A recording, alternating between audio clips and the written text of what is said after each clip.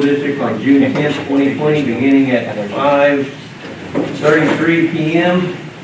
This is in accordance with Governor Abbott's local and social distancing guidelines.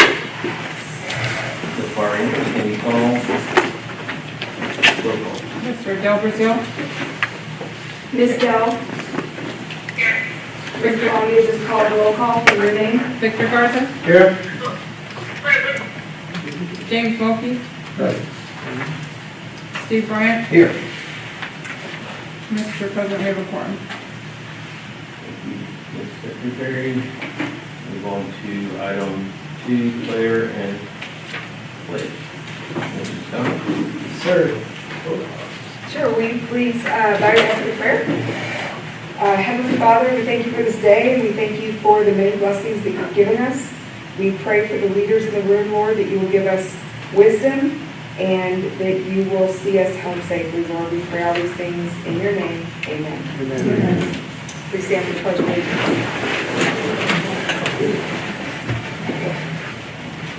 The flagpole is out that direction. Pledge Allegiance to the flag of the United States of America and to the republic for which it stands, one nation, under God, indivisible, with liberty and justice for all. Honor the Texas flag. I pledge allegiance to thee, Texas, one state, under God, one indivisible.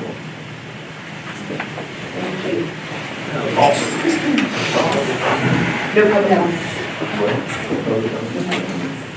All right, with no public comments, so we will move on to item 4, summer programs. Mr. Stone.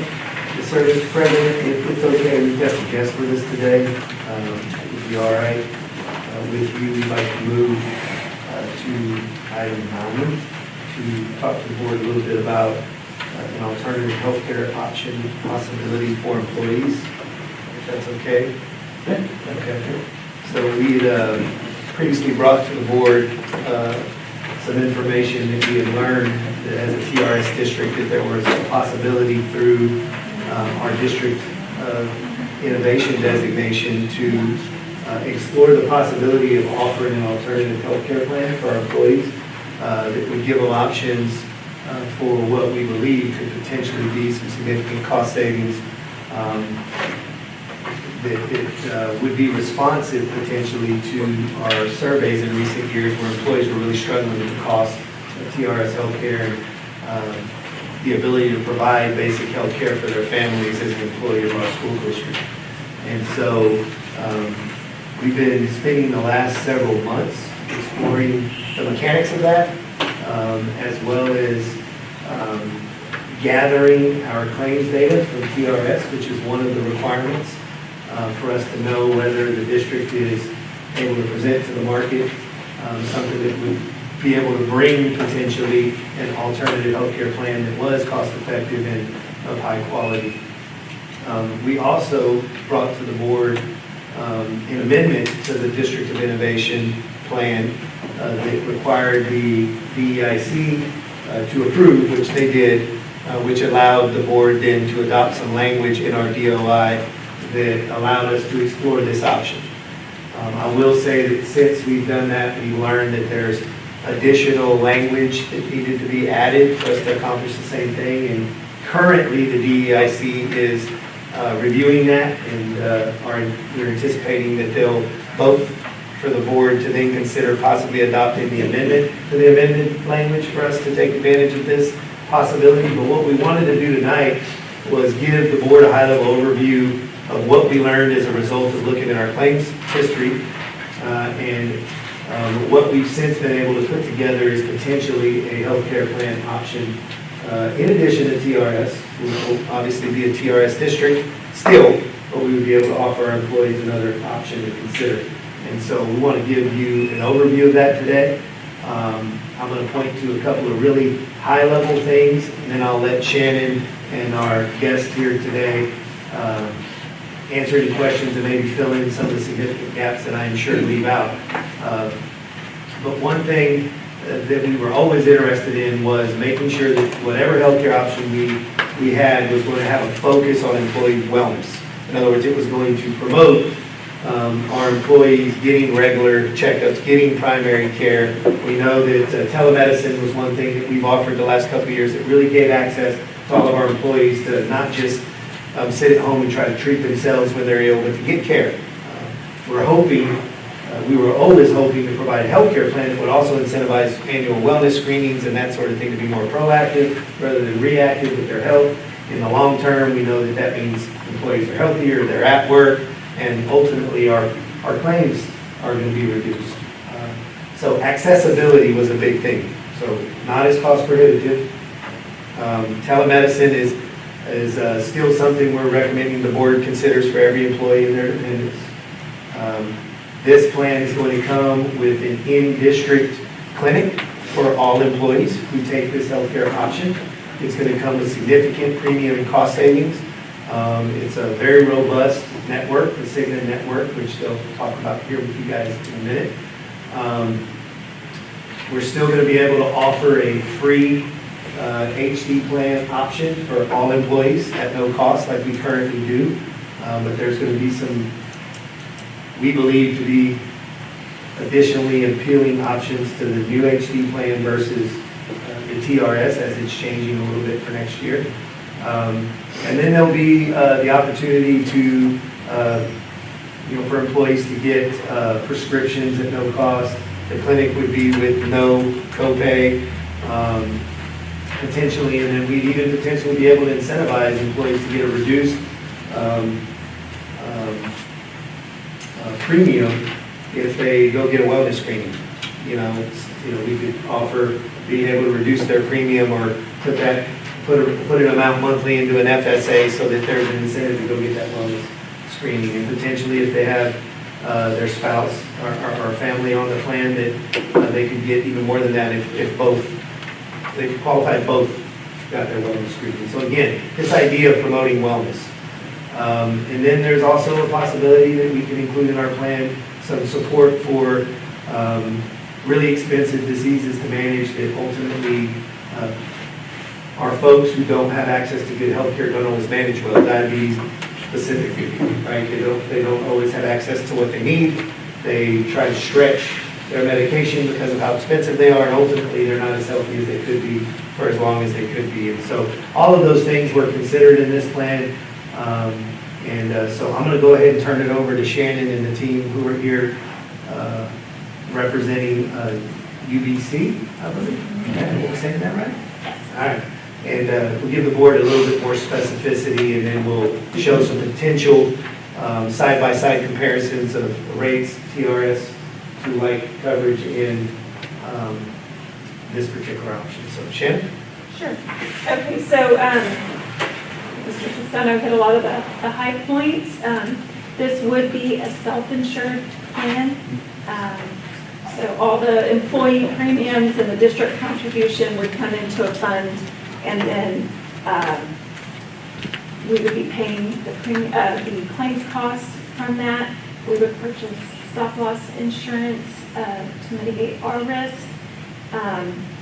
We would make, again, we can't totally exit TRS, so we would still have all of the TRS plans available to employees, but we would be looking at changing our district's contribution so that the free HD plan would be with the UBC self-insured plan.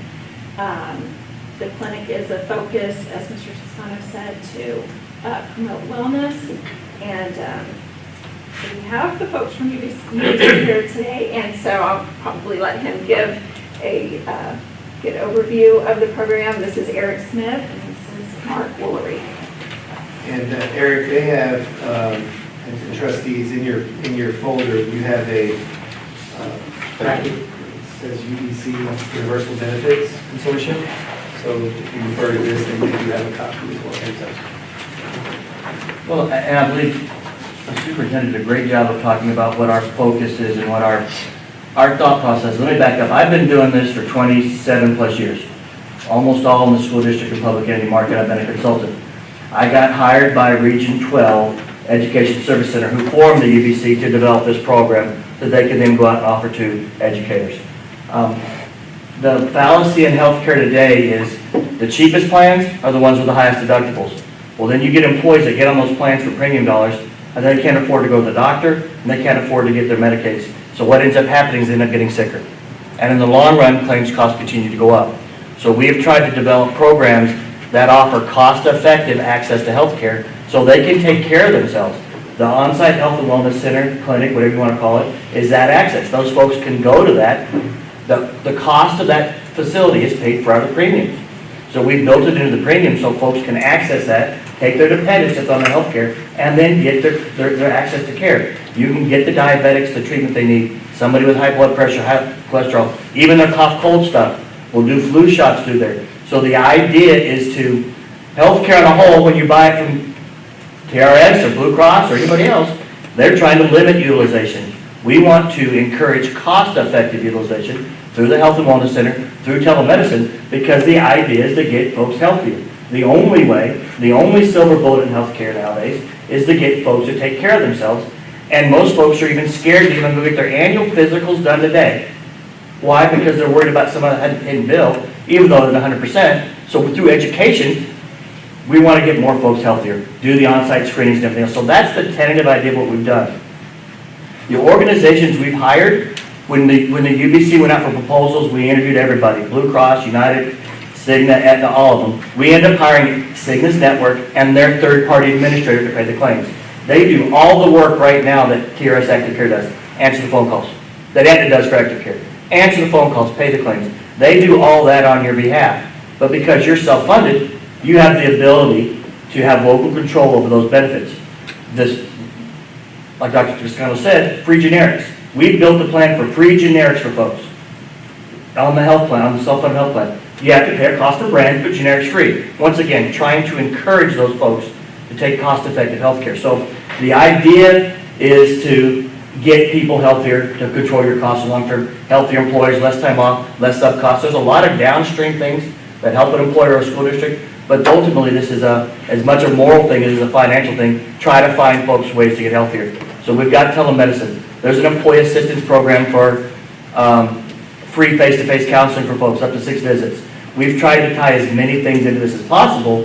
So that's a 30,000-foot overview of it. But all these products were vetted through the RFP process through Region 12. You're able to access them through an interlocal agreement through Region 12 because they've all vetted them. And we're out, this process is to, once again, try to help folks get healthy. Access to care in the appropriate manner through education, through training, and things like that.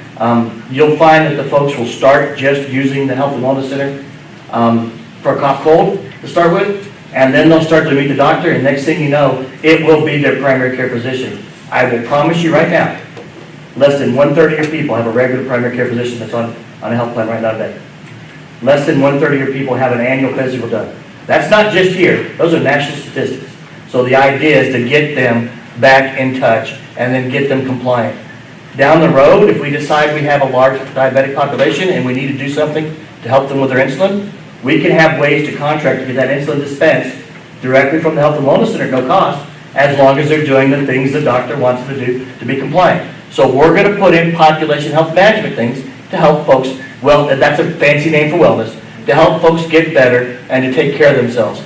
We're not going to reach everybody, not everybody's going to make a change, but all those that we can will help in the long run control costs. That's the general philosophy of what we've done, why we hired the companies we hired. Dr. Mays at Region 12 told me, Eric, your goal is service, service, service.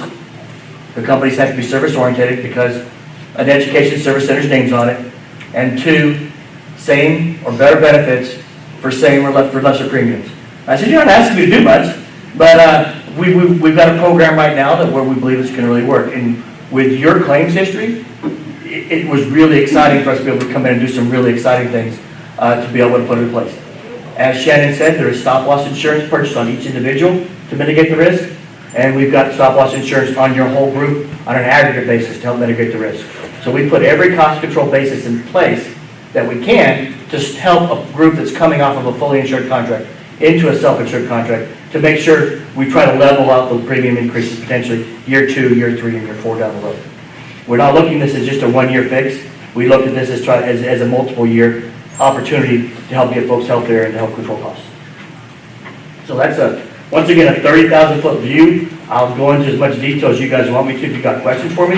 I mean, we've all the vendors listed in the presentation that we've hired, that are in that part of the EBC. One of the neat things about the consortium, we negotiate the contract, so as the consortium grows, every district and part of the consortium gets a discount in administrative fees.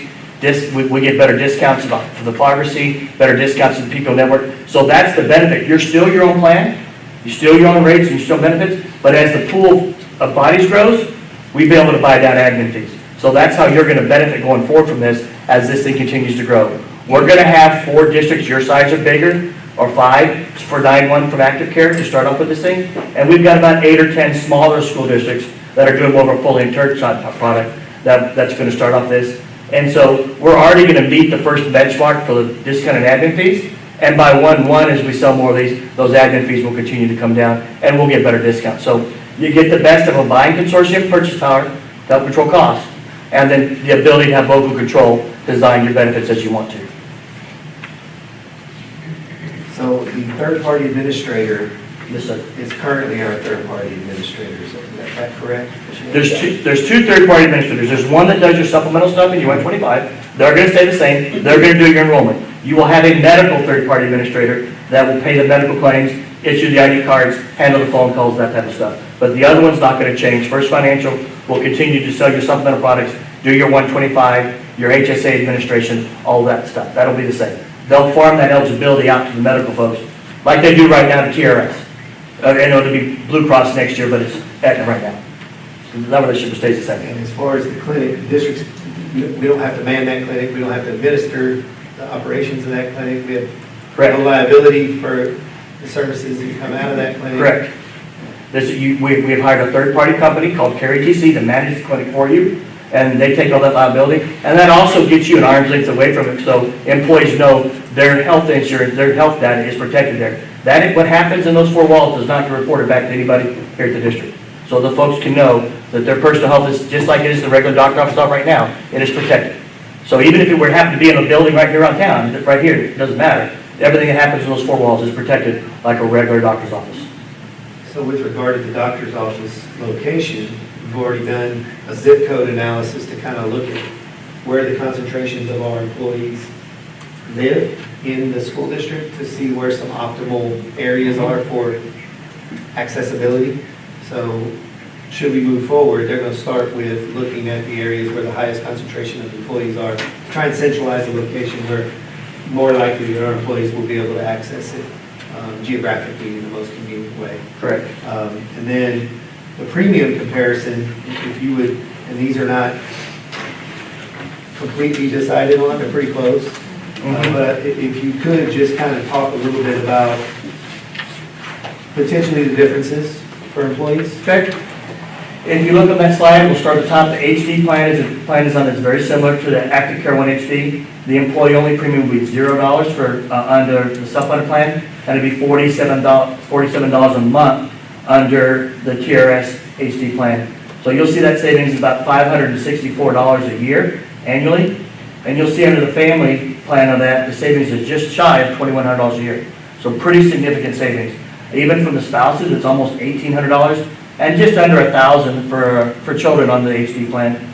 You go down to the middle plan, which is going to most closely to match the new Primary Plus plan that they have. You'll see that that's still $600 to almost $1,500 in savings. So the savings there are significant. These can still be tweaked a little bit, but we're really pretty close right now. I don't think we're going to see a lot of big changes in these. And then the enhanced plan, that's the one that matches close to the most top tier plan. And we set those premiums exactly like that plan on purpose, because that plan, we know is already losing money at Active Care. We really don't want to bring up, we want to be very careful how many of those folks, we want to make sure we play for the fund them if they do come over. So we've tried to be very conservative in our assessment on how we set the premiums. But these premiums in our projections will start to fund a reserve for you for the first year. So you'll have some of your IBNR and incurred but not reported reserves funded already. So these premiums put a little bit of money in the bank. Now, we're not trying to make a huge profit, never are, but you got to have enough money to cover your liabilities if you ever shut one of these things down. And so that's kind of what we've tried to do, is to help fund some of the reserves the first year with these premium dollars. We've been as conservative as we can be with the limited data we got from TRS to make sure that we don't put the district in a situation where there's a financial hardship at the end of year 1 or year 2. Because self-funding can be, it can sometimes be that way.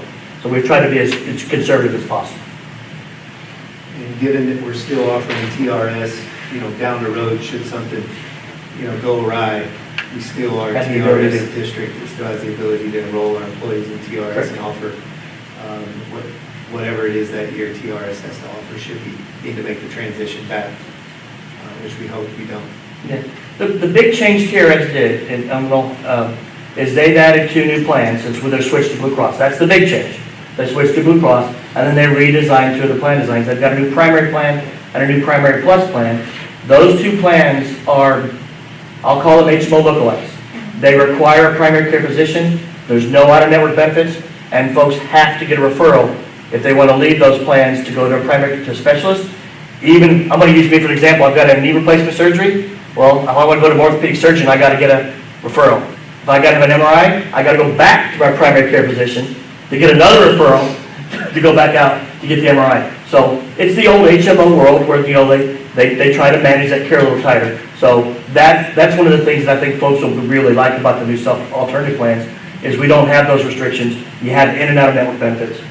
We've done a comparison of the Cigna network down here, and every hospital is in the network. I believe almost all the primary care physicians and most of the, so the network match may be off by less than 1% or 1.5%. So I think in the long run, it's going to be better benefits with more freedom for the employees. Plus, we've got the on-site health wellness center clinic, whatever you want to call it. And with the primary care physician on the TRS plan, employees, in order to enroll in that, they would actually have to make their selection in the enrollment system at the time they sign up.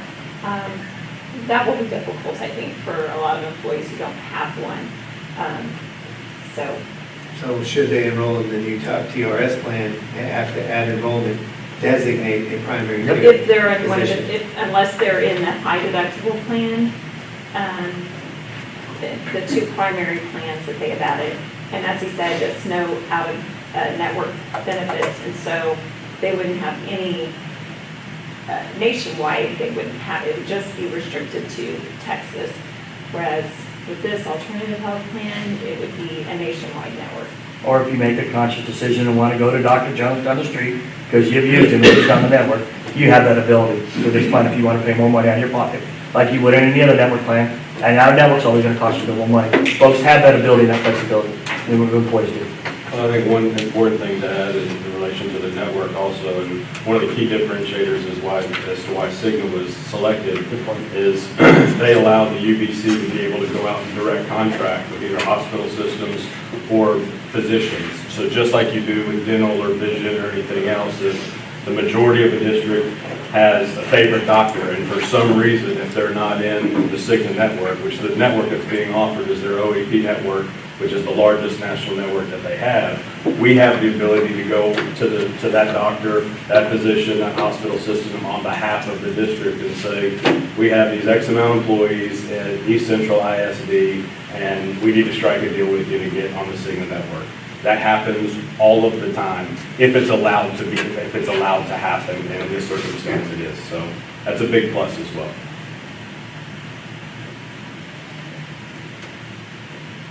So our intention is to get feedback from you guys and bring it back to you guys at the regular meeting on the 18th for consideration and possible approval. And of course, that's contingent upon the DEIC approving the amended language to the amended language in the District of Innovation so that it will enable us to do this. For lack of a better word, it's a loophole that exists currently that if for some reason we don't do this now, in the next session they could close and we wouldn't have this option in the future. Very, very probable.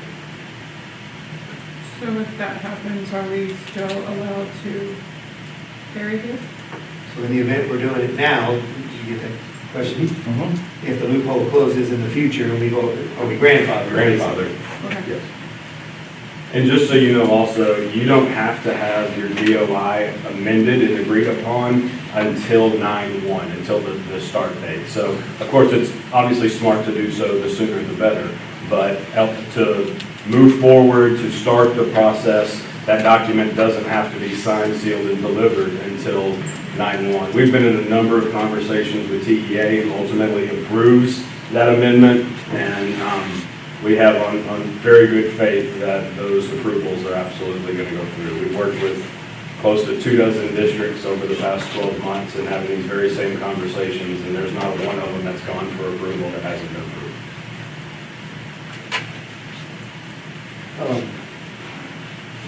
Question. So the clinic is an employee-only clinic, correct? Employee dependents on the health plan, yes, sir.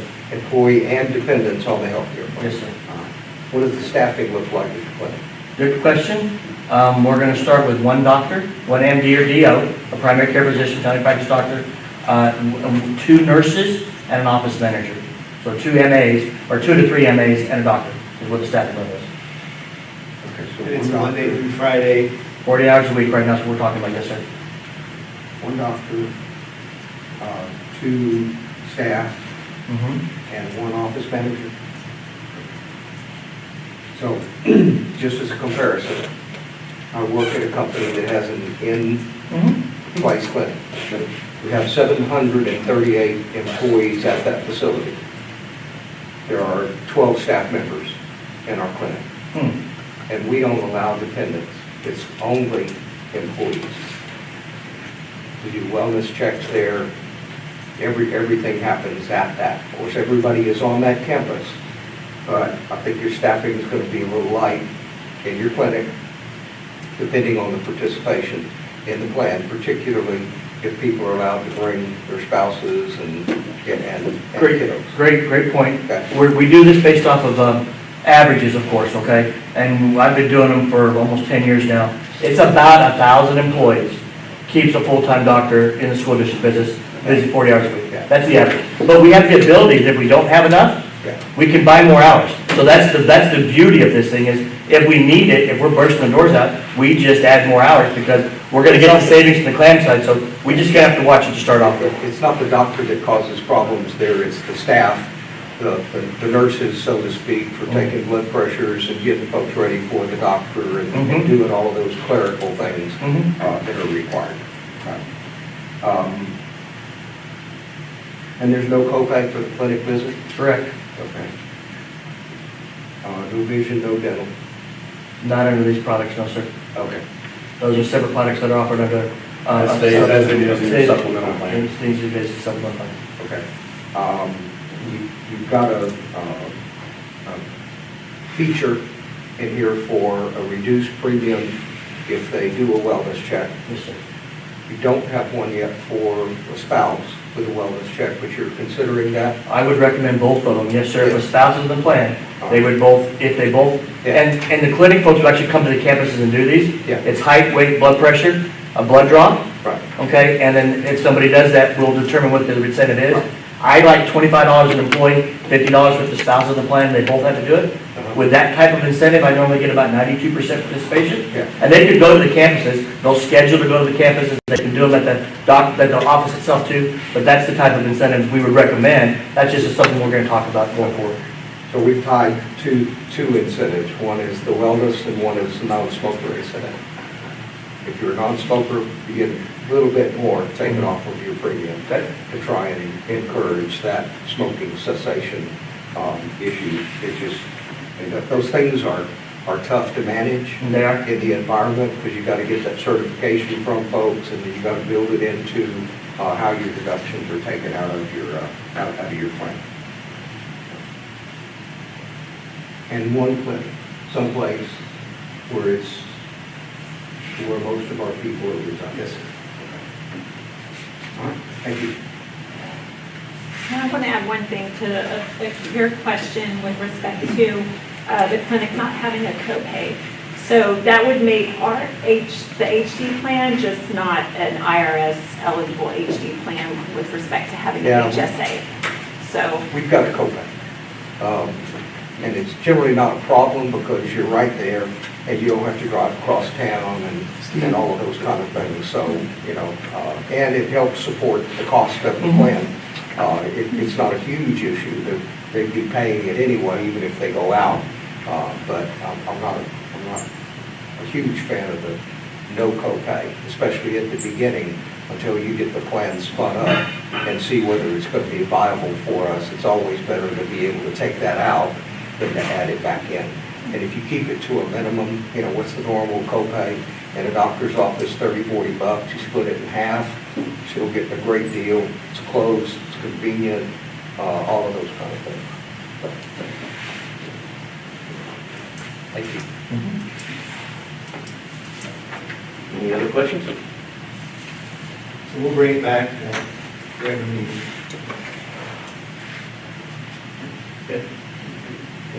All right. Thank you. Appreciate it. Thank you very much. Thank you all. We'll take a quick break here, about 10, 15 minutes. For everybody to grab their meal and sit down and enjoy it, and we'll continue with the rest of the meeting. More summer program. Mr. Scott?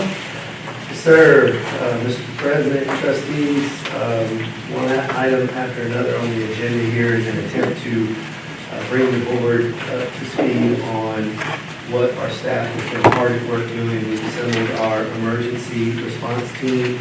We've met several times to work on a reentry plan. Our curriculum team has been working hard on summer programs as well as a fall learning plan, fall and spring learning plan.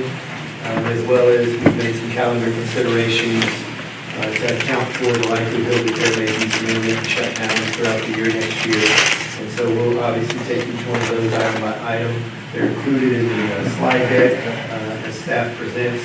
You can follow along either on the monitor or we printed out the slide deck for you in your miscellaneous packet as well. And then we'll close this evening's workshop with an update from the board on the current state of finance, particularly as it relates to COVID-19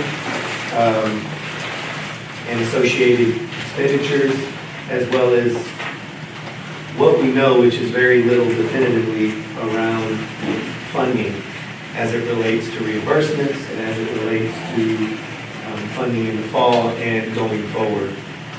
So we're going to go ahead and start with summer programs. Shannon would give the board an overview. That's on page 2 of your slide deck. Good evening, President Massiva, Mr. Toscano, trustees. So our summer at ECISD is a little bit different this year due to COVID-19 and some of the restrictions that we had, as Mr. Toscano said. So what we are offering is a combination of face-to-face and virtual. Most of ours is virtual, and so we're starting that. Some of it's already started for high school for credit recovery, but a bulk of it's going to start on June 22nd. And we're going to be offering pre-K through 8th grade virtual. And so they're going to receive, either they can log into Google Classroom and they can get things digitally, or we're mailing home paper packets and books to their home. So they'll have that option. Pre-K through 5, it's in Spanish and in English, and then 6 through 8 is in English. In July, we're going to be offering an Algebra 1 enrichment. We know that most of our 8th graders took Algebra 1 today. Actually, all of them took Algebra 1 this year, and they were cut a little short in their instruction face-to-face. So we want to offer them some support. We know that Algebra 1 is the foundation for a lot of the math courses that they'll be taking, so we want to make sure that they have those necessary skills. So we're going to be offering 2 face-to-face sessions that we're going to be inviting students who we feel like would really benefit from that to come. And that'll be July 6th through 8th, and then the 13th through the 16th. High school will be running credit recovery all summer long virtually, and then we're going to be offering a government and economic acceleration course. Strength and conditioning is something that we're offering as well at the high school and the middle school. And then lastly, we're going to be offering correction on that. I was talking to our athletic department today, and the plan is going so well at the high school facility. It's so expansive that they determined it's going to be best to continue to serve the middle school kids as well at the high school campus. You don't have to remobilize. Mm-hmm. And that'll be through July 30th that we'll be offering that. And then special education, each summer that we run a special education ESY extended school year. So we're going to offer that virtually in June and then work to offer face-to-face as needed to our students in July. And we're going to be offering it the same weeks that we're going to be offering the Algebra 2. So we're going to be running those back together. That's what we're working on. We're working on connectivity and making sure that they can connect right now. Everybody registered, so we have everybody's addresses. So all of the things will be going home in the next week to their houses if they're going to be participating virtually. So, does anybody have any questions about that? Yes, sir. On your strength and conditioning, I didn't know we was back in the weight room, are we? Yes, sir. I wasn't aware of that. Okay, Yes, sir. we are back in the weight room. Yes, sir. So what we're doing this summer is strictly following all of the guidelines for sanitation, for distancing, for size of student groups, and so it's definitely, it's an opportunity for us to learn what those constraints require in terms of space utilization, as well as how students respond and what additional adjustments we're going to have to make because students don't struggle with social distancing and all of that sort of thing. And so we're kind of using it as a very conservative and cautious way to determine what fall reentry into school might need to look like. Of course, those constraints are evolving, right?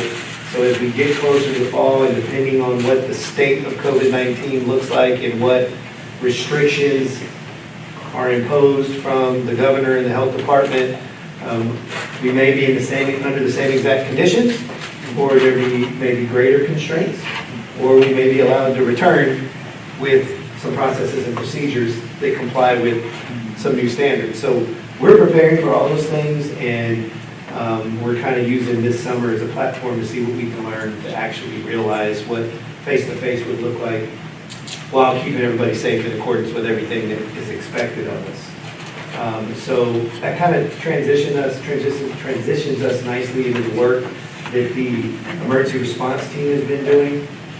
And so what Ashley is going to do is walk the board through, at least at this point, after a few feedback loops and convenings of that group, what we've kind of landed on at this early stage of the game with regard to all of our processes and procedures for every aspect of returning back to school, and again, adhering to all of the guidelines and requirements and constraints that are currently imposed. Yes, sir.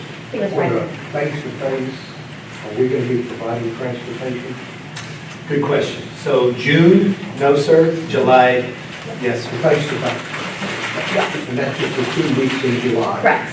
6 through 8, and then the next. 13 We are through 16. providing transportation Yeah. for the face-to-face. Yeah, Time. and meals. and food. Okay. And the other programs are just strength and conditioning, there's no individual sport program. So UIL did allow for there to be an hour a day of sports-specific in addition to the strength and conditioning, Okay. given that they missed the entire spring, and so they are doing both. So the students that arrive do strength conditioning for an hour, and then they do sports-specific skills for an hour every day. And so it's just kids that are currently enrolled in those programs at high school, not at the middle school? So right now, it's 8th graders who are going to be 9th graders and through 12, and then as we get a little bit later in the summer, we're going to add the junior high separate. Yes, sir. Thank you.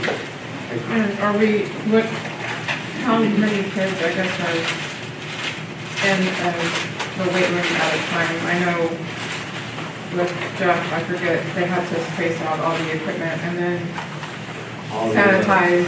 all the above. So y'all are going to Yes, take sir. Yes, ma'am. In fact, you'll see fingerprints on our plan across the city of San Antonio, if I'm being honest. Okay, awesome. That's good. Which is Glad that's very happening. comprehensive, very well Just thought glad out. that's back in Yeah, session. lots of disinfecting, hand sanitizer. They got to come in a certain gate, check in, sanitize, they bring their own water. We don't provide water so that they have their own. All social distancing, sanitizing benches and equipment, cleaning stations, flowing in one way while the other group flows out a different way. I'm very, very proud of the work that the athletic department and all the coaches across the district have done to prepare for this for the better part of 4 or 5 weeks. So, yeah, really good job. And they collaborated with folks across the city and state, and the UIO in particular. Suzette's son and Joe and Janelle done a great job.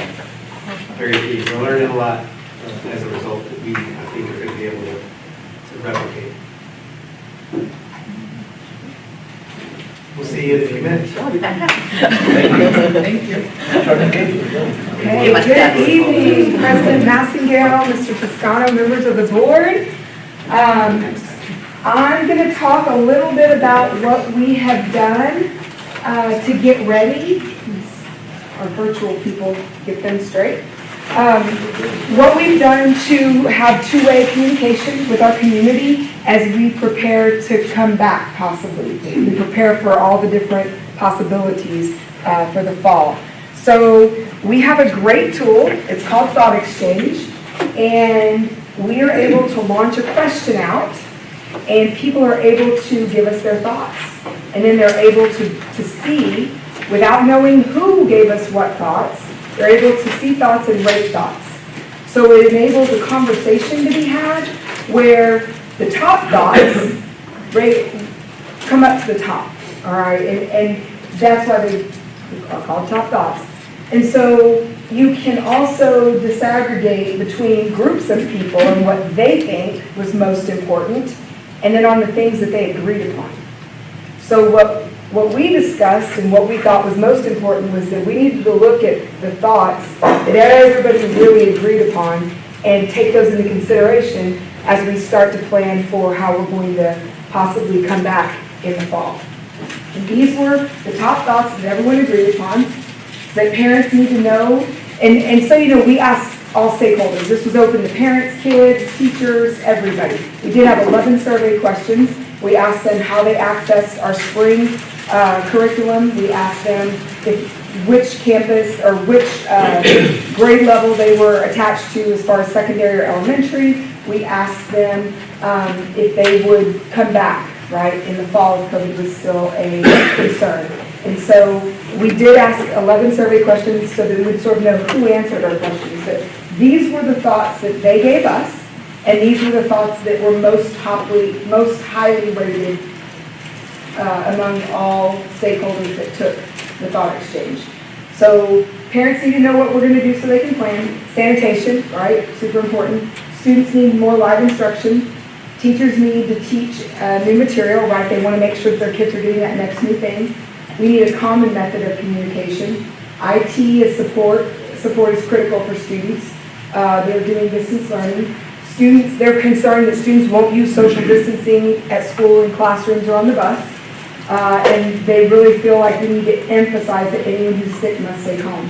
We did have 30% of stakeholders who took the thought exchange say that as long as COVID-19 is a concern, they would not send their kids back to school. So with all of these things in mind, we created a plan, and you will find it in your packet, for all of the following things. And I printed them all out. Okay, there are links in the first page, the blue links. Those are all printed out and they're in your packet. But we created a reentry plan to include a protocol for employees to screen their health, right? And we're raising awareness. Brandon's currently working on some teach pieces for employees, for students, and for parents on the things that we have to do to keep everybody safe should we be able to return in any capacity in August. An entry procedure and a contact tracing plan. So how are we going to come into the buildings? Like, what's that going to look like? You have a copy of all the bullets. How are we going to make sure of who went where and who had close contact? We've been in touch. Jalen Hart, our coordinator of nursing services, has been in touch with the health department, and the San Antonio Metro Health Department. They have basically agreed to work with us. They will let us know whenever there's a case, and they're actually the ones who help do the contact tracing, and they're the ones who contact people. Of course, Jalen contacts people as well because we weren't quite sure about their timeline, but we're going to work together with them to make sure that we have a tight plan should anyone get sick. We have a plan for parents, visitors, and volunteers. We have a procedure for arrival and dismissal, both elementary and secondary. We have classroom procedures, we have hallway procedures, restroom procedures, we have cafeteria procedures, we have library procedures, clinic and nurse procedures, playground procedures, emergency drill procedures, school events and field trips procedures, and then a COVID-19 positive staff or student member. So should we have a positive plan or a positive test case of COVID in our buildings, we have a plan for that, and that's a 3-phase plan. Phase 1, we would shut down for the entire district for 2 to 5 days, depending on the guidance from the San Antonio Metro Health. And to sanitize, disinfect, do the contact study, notify people who need to quarantine, make sure that we're set with our plan to move forward. Phase 2 would include, more than just the essential. In Phase 1, people who have essential jobs to the function of the operation of the district would be in. Then during Phase 2, we would bring back people who are going to then come in, get ready for kids to come back. And then it would be basically up to Mr. Toscano or local, government, however big the shutdown might have to be, right? Because maybe it's not a call that we make, maybe it's the state that says we have to shut down. But at the point where we're ready to prepare for reentry, Phase 2, more people come back, and we're getting ready then for Phase 3 for everybody to come back. So we do have, and that the phased plan is also in your packet, so that you can read over it. We created this, there were multiple feedback loops with administrators, our emergency team, our police department, admin council. We all worked on this over the last few weeks, making sure that we had, thought everything through. A lot of guidance from the CDC and San Antonio Metro Health went into this. It's still a draft. We're going to keep working on it and making it better and better and better as we get closer and closer to the point in time where we have a decision as to how we're going to open. So you can look over that. We welcome any feedback that you've got on these plans as you look over them, now or in the next few weeks. Let us know what you think. Or do you have any questions? On the health screener procedure, on here it states that employees who will be working in the district must complete the health screener once per week online. There's no way is it too much to ask to do it daily? Because I know we submit an electronic form every morning that is sent to our supervisor, and we have to show it at the door, take our temperature, and then get a mask. I'm just concerned if someone does not start feeling well during the week. I mean, are they honestly gonna? So what we're doing the health screener to raise awareness, right, of what the symptoms are. Mm-hmm. And what we're saying to them is, should anything change daily, like we're telling them to do a self-evaluation daily, mm-hmm. And if anything changes of any of these things that you said no to on Sunday night or early Monday morning, anything changes during the week, you need to notify your supervisor. Don't come to work, notify your supervisor, and we're going to take the appropriate precautions.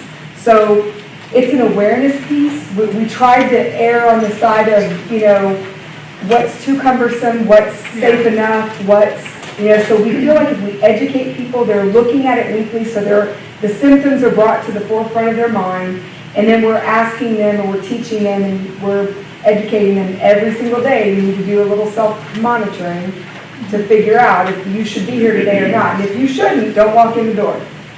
Call your supervisor, let us know. And so we're trying to take in the direction of the San Antonio Metro Health and our own internal health team, because we thought about surveying every day and taking temperatures, but the reality of it is, you can come to work and be good there, and then it changes in 2 hours, and you could be asymptomatic and still be, so the reality of it is, it's more, whatever we set in place needs to be a procedure that will evoke consistent self-monitoring conversation. So what we're advised not to do is say, oh my, John sneezed, he's done, go home. But rather, you have allergies, do Do you feel like you feel different than you normally do this time of year? Do you feel like, have you been around somebody with COVID-19? Have you traveled? And if the answer is no to all of those, then hey, let's just monitor. If you start to have a fever, you feel different than you normally do, then you're probably okay, right? As opposed to go home, you cough, go home, you sneeze. Because early on, we didn't know better. And like all of us, we were really taking the extreme caution, and the reality of it was we were sending a lot of people home because other people saw them cough. And that's not really what the advisement of healthcare professionals is. So we're just trying to be, we want to be, as Ashley said, we don't want to do too much.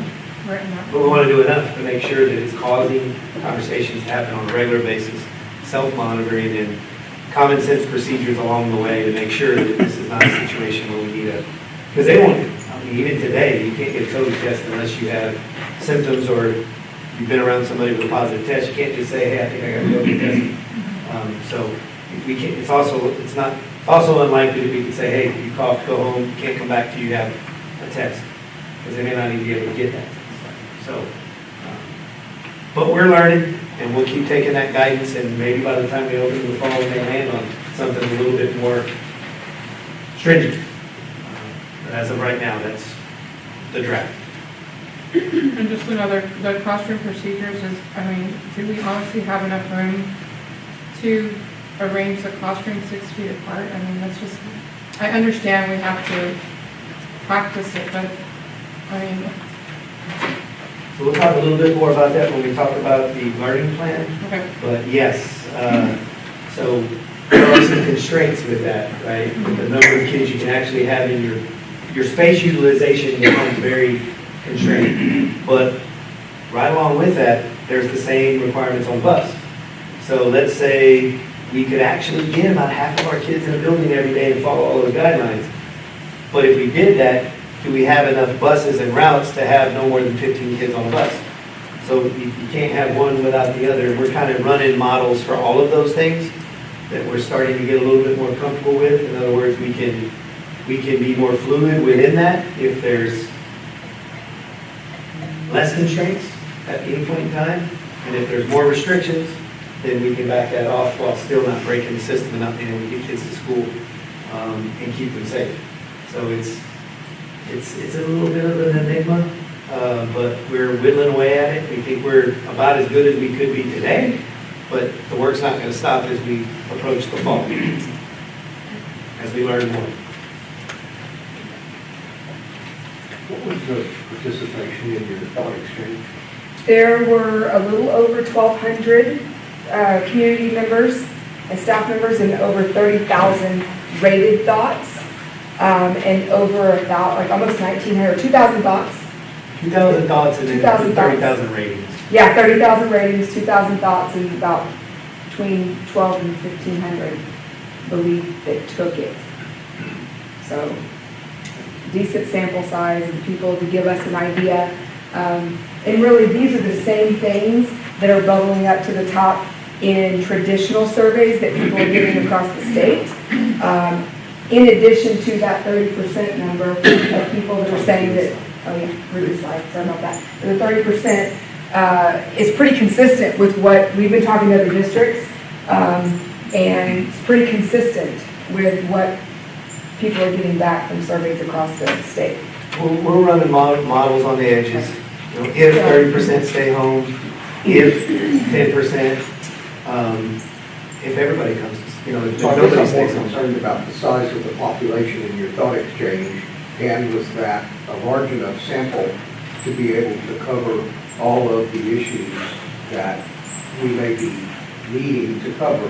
And rather than focus strictly on what came in from the thought exchange, how are y'all interjecting what you know needs to be done into that process? Yeah, I think that's a really good point. So what we did was we planned, and then we said, did our plans end up addressing these concerns? And if they didn't, is there anything else in addition that we haven't considered that could be an adjustment to the plan that could also address these concerns? So like one example, folks want to know with enough advance notice kind of what fall schedule might look like. So our goal is by July 1, we'll be able to say, if your kid is in elementary, they're going to come to school this number of days a week, or right? So we hadn't necessarily thought about initially, what should our timeline be for communication, but we saw pretty consistently that folks, listen, whatever it is, just let us know so we have enough lead time to coordinate transportation. So yeah, we didn't use it to single myopically design the plan. We used it to make sure that if our plan didn't address it, is there an adjustment we can make? We used it to guide us, the same way that we used it to guide our graduation, Okay. and we hit a home Got run. nailed that, yeah. Let me And it ask- was actually a thought exchange That that was- ultimately yes. added the adjustments or the enhancements to the. To the graduation. So we Yes, can feel good about it. And on your 30%, what was some of the major concerns why they didn't want to return?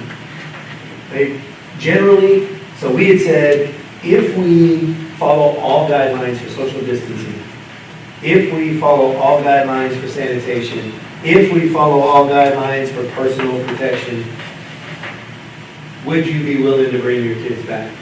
And 30% said, all that's fantastic. As long as there is a risk of COVID-19, i.e. no vaccine, at least right now, at the time of the survey, which was 2 weeks ago, I'm not comfortable sending my kid back, even when you do all those things. That's what I'm saying. Now, how do they want their kids to learn? Virtual? Yeah. Still?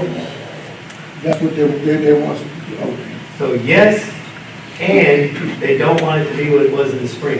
So just to clarify, the spring obviously happened to us, and we had no advance notice and weren't ready for it. So our approach was, we can't teach new material.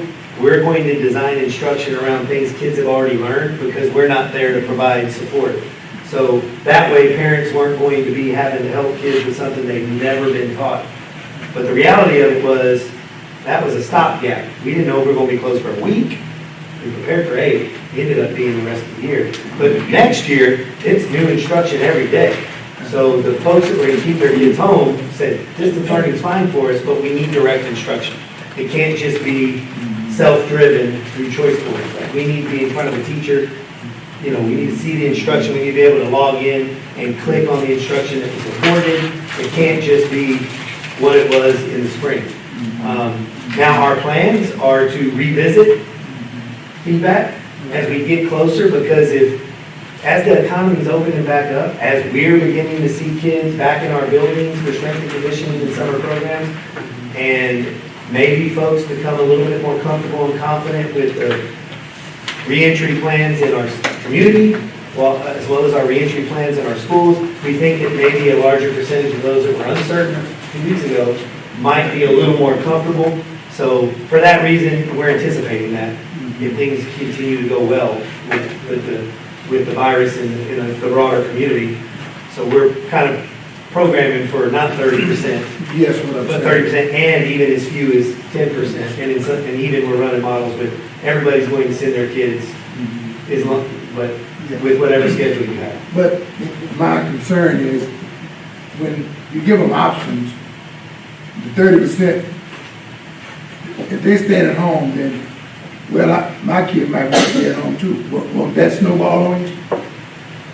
It may, I don't see the option. I think we all ought to tell them, we all stay at home. But I know we still want the community to have it. Yeah, so well, Because to be clear. once they realize this child is staying at home getting virtual learning, then next thing you know, that raises, I don't know, Yeah. I'm just thinking, So our preference is every kid is here face to face. That's what, But we may not have that option. And, So you have to make options for the ones that. well, we have a program for options, and right now, if a kid doesn't come to school, they're in violation of compulsory attendance laws, right? And we don't get funded for them. So in the spring, because nobody came to school, we got a pass on that, and Judy will talk a little bit more about it later, but we did get funded as if they were here if we can show that we're providing instruction.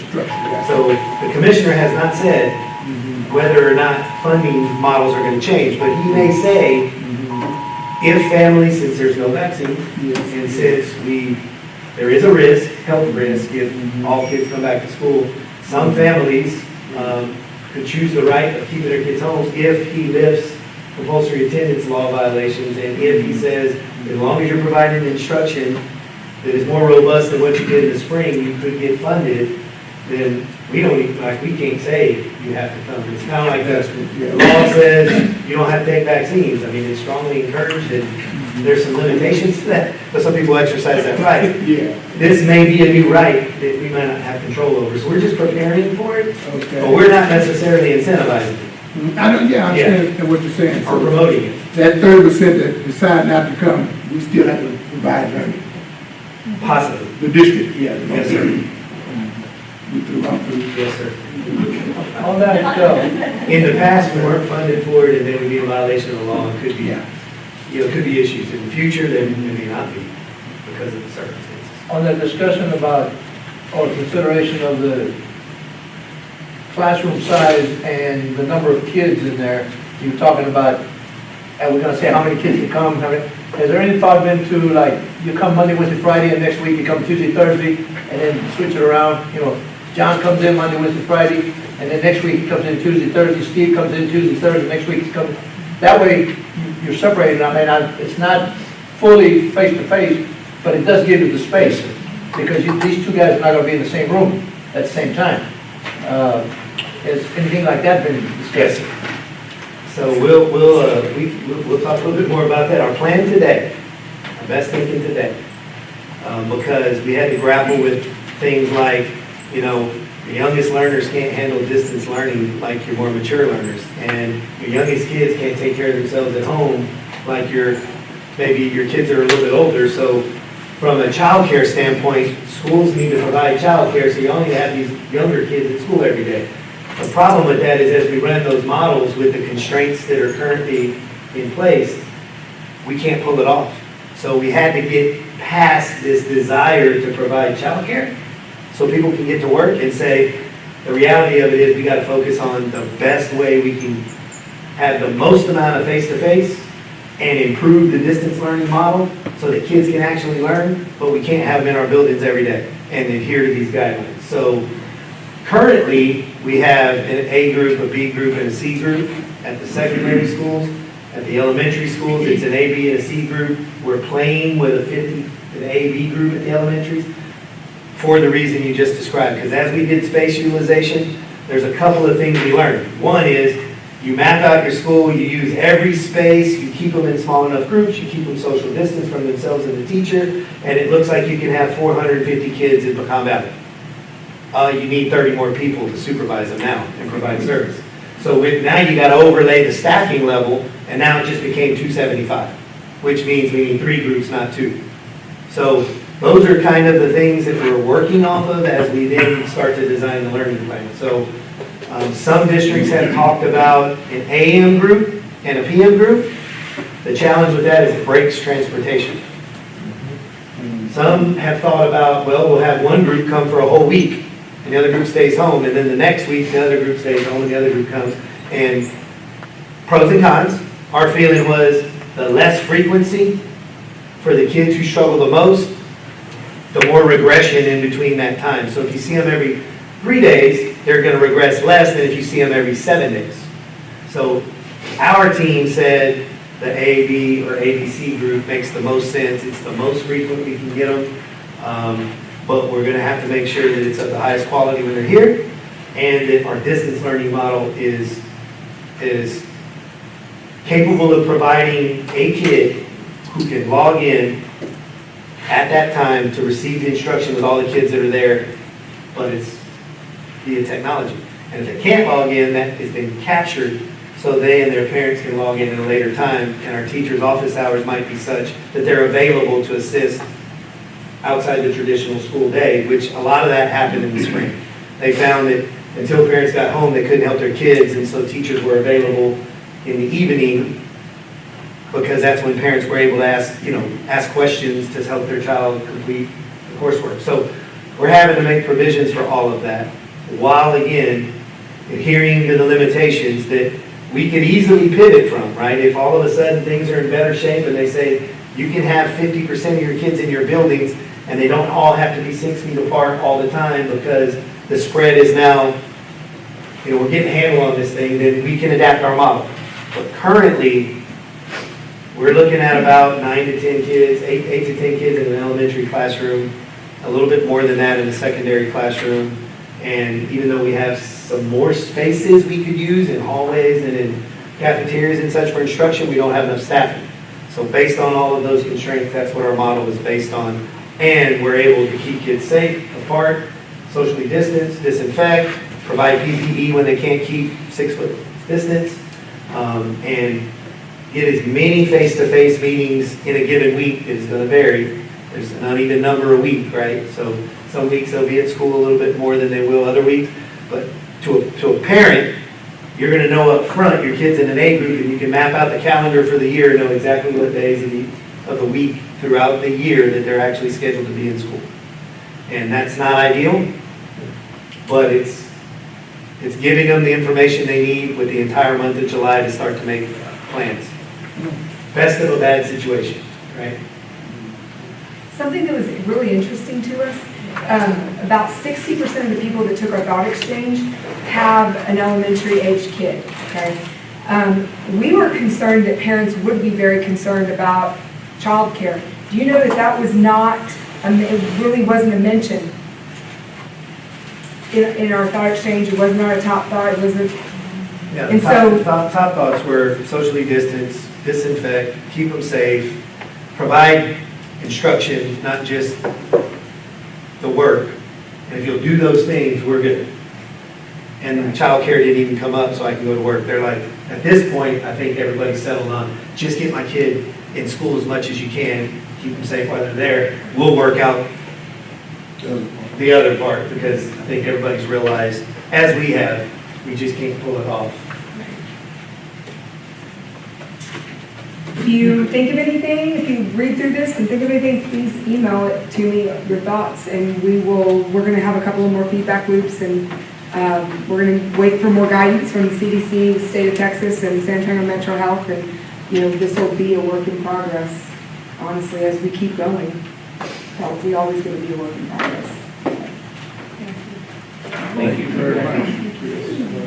All right, move on to item 6, learning plan. So we talked quite a bit about it, but Shannon can provide at least a little bit more specificity about where we are currently with our learning plan. And I do want to take just a second to say that one thing that we repeatedly heard, repeatedly and unanimously, was unbelievable job. Now, this comes from our teachers, this comes from our parents, and for the most part, our students who said, given the fact that it was unforeseen, and given the fact that in a short 2-week period, the district was able to turn around tools for every teacher at every grade level to be able to provide some degree of teaching and learning, and families and children some access to the degree possible electronic devices, connectivity, and connection with their teachers virtually.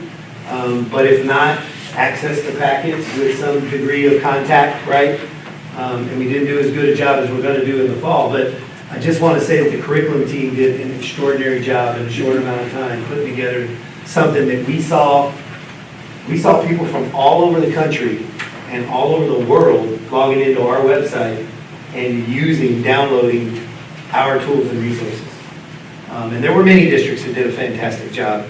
But I just want to lift that up. And with that, I'll say that where we're headed and what they've already created in the curriculum department is going to be extraordinary, and it's going to be responsive to all the shortfalls that we had in spring. Alrighty, so we're planning for 3 options.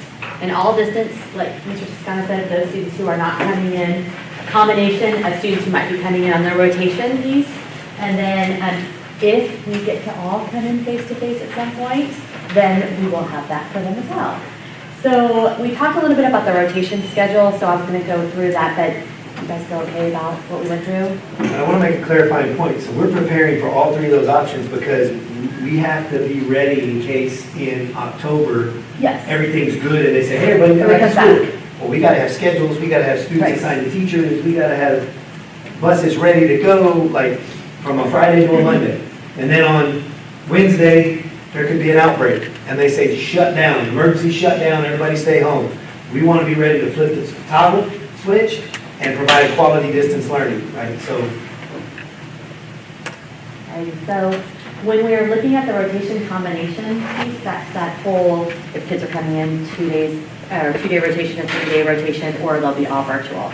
And so what we've done is we've worked with principals, and they have gone in and set up models in their building. So we asked them to go in to set up an actual classroom that has the desks 6 feet apart, so that they have that structure already in there, so they can look to see, and then they gave us how many kids would fit in there, and we've done spreadsheets of then what would that look like for every campus, whether it's a third students that come in, whether it's 50% of the students come in, so we can have some idea and kind of flex to meet the needs depending on what happens. And so we're currently working with principals to make sure that every principal has that type of spreadsheet and that understanding for their building. So that's something that we're working on right now. And then that is helping to inform us on setting our learning plan. So right now, I'm going to show you a really rough draft of the learning plan. I'm going to have one thing before you do that part. So in our models, it also identifies a certain number of seats in every classroom for kids who are everyday kids. Okay, so there are some kids that we know, because of their learning needs, because of their circumstances and inability to either have any kind of support at home or be able to connect, right? They need to come every day. But I want to make another point with the everyday slots.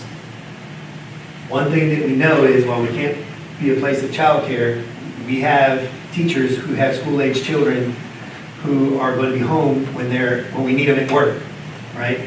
And so one thing that we know is, as a district, we've always allowed for employees in the district to bring their kids to school in the district, even if they don't live in the district. And in most cases, many cases, they do have their kids enrolled in our system, but sometimes they don't, for many reasons.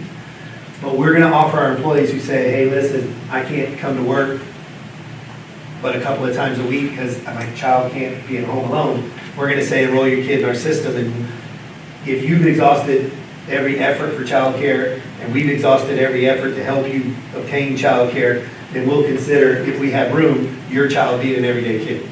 So that, because the trade-off is they're with their kids, our kids, provide instruction every day. So it's one solution, it's not a comprehensive one, to account for the fact that some of our teachers are not going to be available to us if we don't do something. So we have designated everyday seats. Yeah, so we've gone through every grade level, so, take tradition first grade, how many teachers they have, how many students they have enrolled for next year. And we did just that, how many face-to-face, how many could be on a rotation basis, and then how many might be all virtual. And we did it to where, based on how many kids we could fit in a classroom, so what would be the max that we could fit in there, and what would that model out, to up to 30%, where the parents might say, they're not coming in. And so we've tried to do that for every grade level, through every building, to try and help principals visualize and see, and help us understand what do we need to plan for. So I was going to say, the more kids that end up staying home, the more kids can be everyday kids, face to face. The more kids that come to school, the less face-to-face slots. Does that make sense? So our model, we're running all those models to. And pending space. So we do have some classrooms in some buildings that are bigger, have bigger classrooms than others. And so it's typically a range between 8 and about 15 that we can fit in any given classroom. And so we run those models based on what can fit in each of those classrooms. That's what I was going to ask. Okay. So are rooms like this being included in your inventory? Yes, sir. So on one hand, when we use all the spaces like this, you don't have enough staff to cover all the kids because they're in such small groups. But on the other hand, spaces like this allow us to bring a couple of classrooms together and control for quality. So what I mean is, if every kid was face-to-face, it's a challenge to make sure that every first grade teacher at any given school is providing the same quality of instruction every day, but you can monitor it.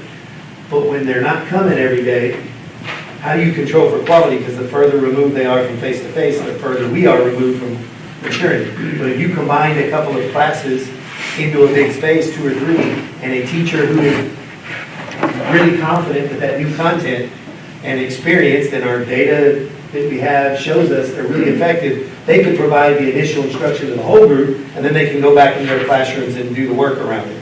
So we're also using this as an opportunity to say, man, we could really capitalize on having fewer kids to have more kids get the highest quality instruction the first time. So those are some things that we, in a traditional model, wouldn't be able to do as easily. Well, I guess my thought was more, you had the traditional first grade classroom. You could only put 12 kids in that classroom. If you took this room, you could get all 22 kids in here for that classroom. So Right. if you've limited your inventory to just classrooms, and we're not using rooms like this, then maybe we've missed a little bit of an opportunity there for Yeah. having those kids, having Yeah. more kids. No, we agree, and so, but some of those, so in a school building, all of those spaces, for the most part, are instructional spaces that kids would go to, whether it be fine arts, whether it be, and so the kids will still, we will still access that as learning spaces, and we'll be able to get more kids in there. We're still working on the cafeteria and what that would look like as far as feeding, kids there, or they would eat in a classroom, and what that would look like. And in our models, we've explored then what could the cafeteria look like if we don't use it for food, for an instructional setting, because it's a very large setting. And so there are those. There's just, in most schools, there's not a bunch of these rooms. There's just a couple. But we have put that kind of down at the bottom as opportunities for how they could use those spaces for some of their specials classes, electives classes, things like that to the kids. So I want to take you just through a quick preview of what it might look like if you're a first grade student and you're going to be engaging in a learning platform. And so one of the things that we have transitioned to is our online platform is Google, right? So we use Google everything. And Google Classroom is more like just a house. It's just a place where you house your information in, so that kids can get in and access their assignments, their videos, all of that, and it's all there for them in that one place. So this would be something that when you go in, this slide deck, or PowerPoint, if you will, this would be a one day for a student, and it'd be housed in Google Classroom. I would go in on Monday, and I would go through my Monday slide deck, if you will. And so, thank you. So this would be basic first grade, and I did show you first grade just because that seems to be the hardest. We think about our youngest learners; it's harder to see them in a virtual type setting. And so today I'll tell them about starting with ELAR, what they're going to be doing today. So then if we break it down, you look at, these are different parts of their reading block that they would be engaged in. And so this is just a template. There's no activities in here yet. We're just building out the templates right now of what it would look like. So for their lesson, they might watch a video, or that might be pre-recorded, or they might click a link and it'll take them to the classroom where their students and their classmates are, and they can watch it live. So there's two options. Or it might be that it was a live thing, but that student couldn't log in on that time because their mom wasn't there, something happened, whatever. We'll record it and then we'll upload it there for them to watch that evening or what have you. So they might watch a video. An anchor chart is just like one of those charts that are on the wall that you might make together that might have some pictures and some things to help you with what you're learning. And then there'd be a practice piece. So it'd be a piece that students would do independently. And it might be a link to a game, it might be a link to something that they might create or something like that, and that would be there for them. So you would have this all around, like this is just having to do with phonics. And then what they're learning, their target will be there at the top. So here we've embedded two actual videos, but they're just there, just so you could kind of get an idea of what it could potentially look like. These would be pre-recorded and or videos that they would link to. So we have a couple options. It could be one of our teachers, or like I said, it could be a live link where they go into the classroom virtually and see their teacher or another teacher in our district teaching that lesson. Yeah, so then you go to writing, and it'll take you through all the content areas. We did the content areas in different colors. They look a little bit different, so the kids would kind of transition to see what it would look like. And so that's kind of it. You have a hard copy in your packet of this slide deck. And so what we would do and what we've done is, go through math. We have created these for every content area and every grade level. And then we are going to have teachers come in July with us to help start to populate them and get them ready. We're going to create a bank of videos so that teachers can record, they can get on live, they can record themselves, or they could go to a bank of lessons and say, today I'm teaching addition and subtraction, and I need a video for that. So they can go into a Google folder and grab a video and link it here for their students if they don't make one. So that's kind of just the overview of that and what that'll look like. Any questions about this part? Are we gonna ask teachers to work like extended hours for parents that, so we're gonna ask them to work in the classroom and then be available to, I guess that's just my, I mean, I already know the answer to my question, but. Well, here's what we learned, is that most teachers across the district, They in work. an effort to engage kids that weren't engaging, Yeah, they work. started to vary their work schedule throughout the day. So they weren't necessarily working 15 hours, but over a 15-hour period, they were available 7 hours at strategic times where most of their kids were available with support. Okay. So we haven't directed that. It kind of naturally what most of our teachers did out of necessity, but it's just a piece that we've now learned that we're at least openly talking about that might need to be, because we are monitoring for engagement and learning. So if your kids aren't engaged and they're not learning, you may have to, right, make some adjustments. So, To that point, how are our parents contributing in this environment? Are the teachers able to put some things to them that they don't have to do, and the parents are able to contribute? Or, So we talked about a couple different models, especially going into this one, where, let's say, my class, and I'm teaching you face-to-face, but I have a virtual group that's online, right? If I have a parent in the classroom, I have a 7.5, they might be talking with the kids, helping with them, interact with them, or they might be calling kids, helping kids that are not able to digitally collect in. So we've talked about lots of different ways that we could use paras to help support needy populations that need extra support, and then managing some things that are going on in the classroom. so the other question that you and I've talked about is do our parents have the technology that they need to assist in that, both the computer and the ability to get to the internet to use that? If they're at home. Technology, yeah. Yeah. So hopefully at school. I mean, that's our goal, is that they're at school with us, and then we will provide that for them, and it'll be there. Okay. If they're not, Then what we did this time is we talked about, we had hotspots set up to help them. So what we learned, so that's a good question. We heard from principals this week as we met with them about all the many different ways that pairs were able to help in ways that were a little different than their normal work schedule would look like.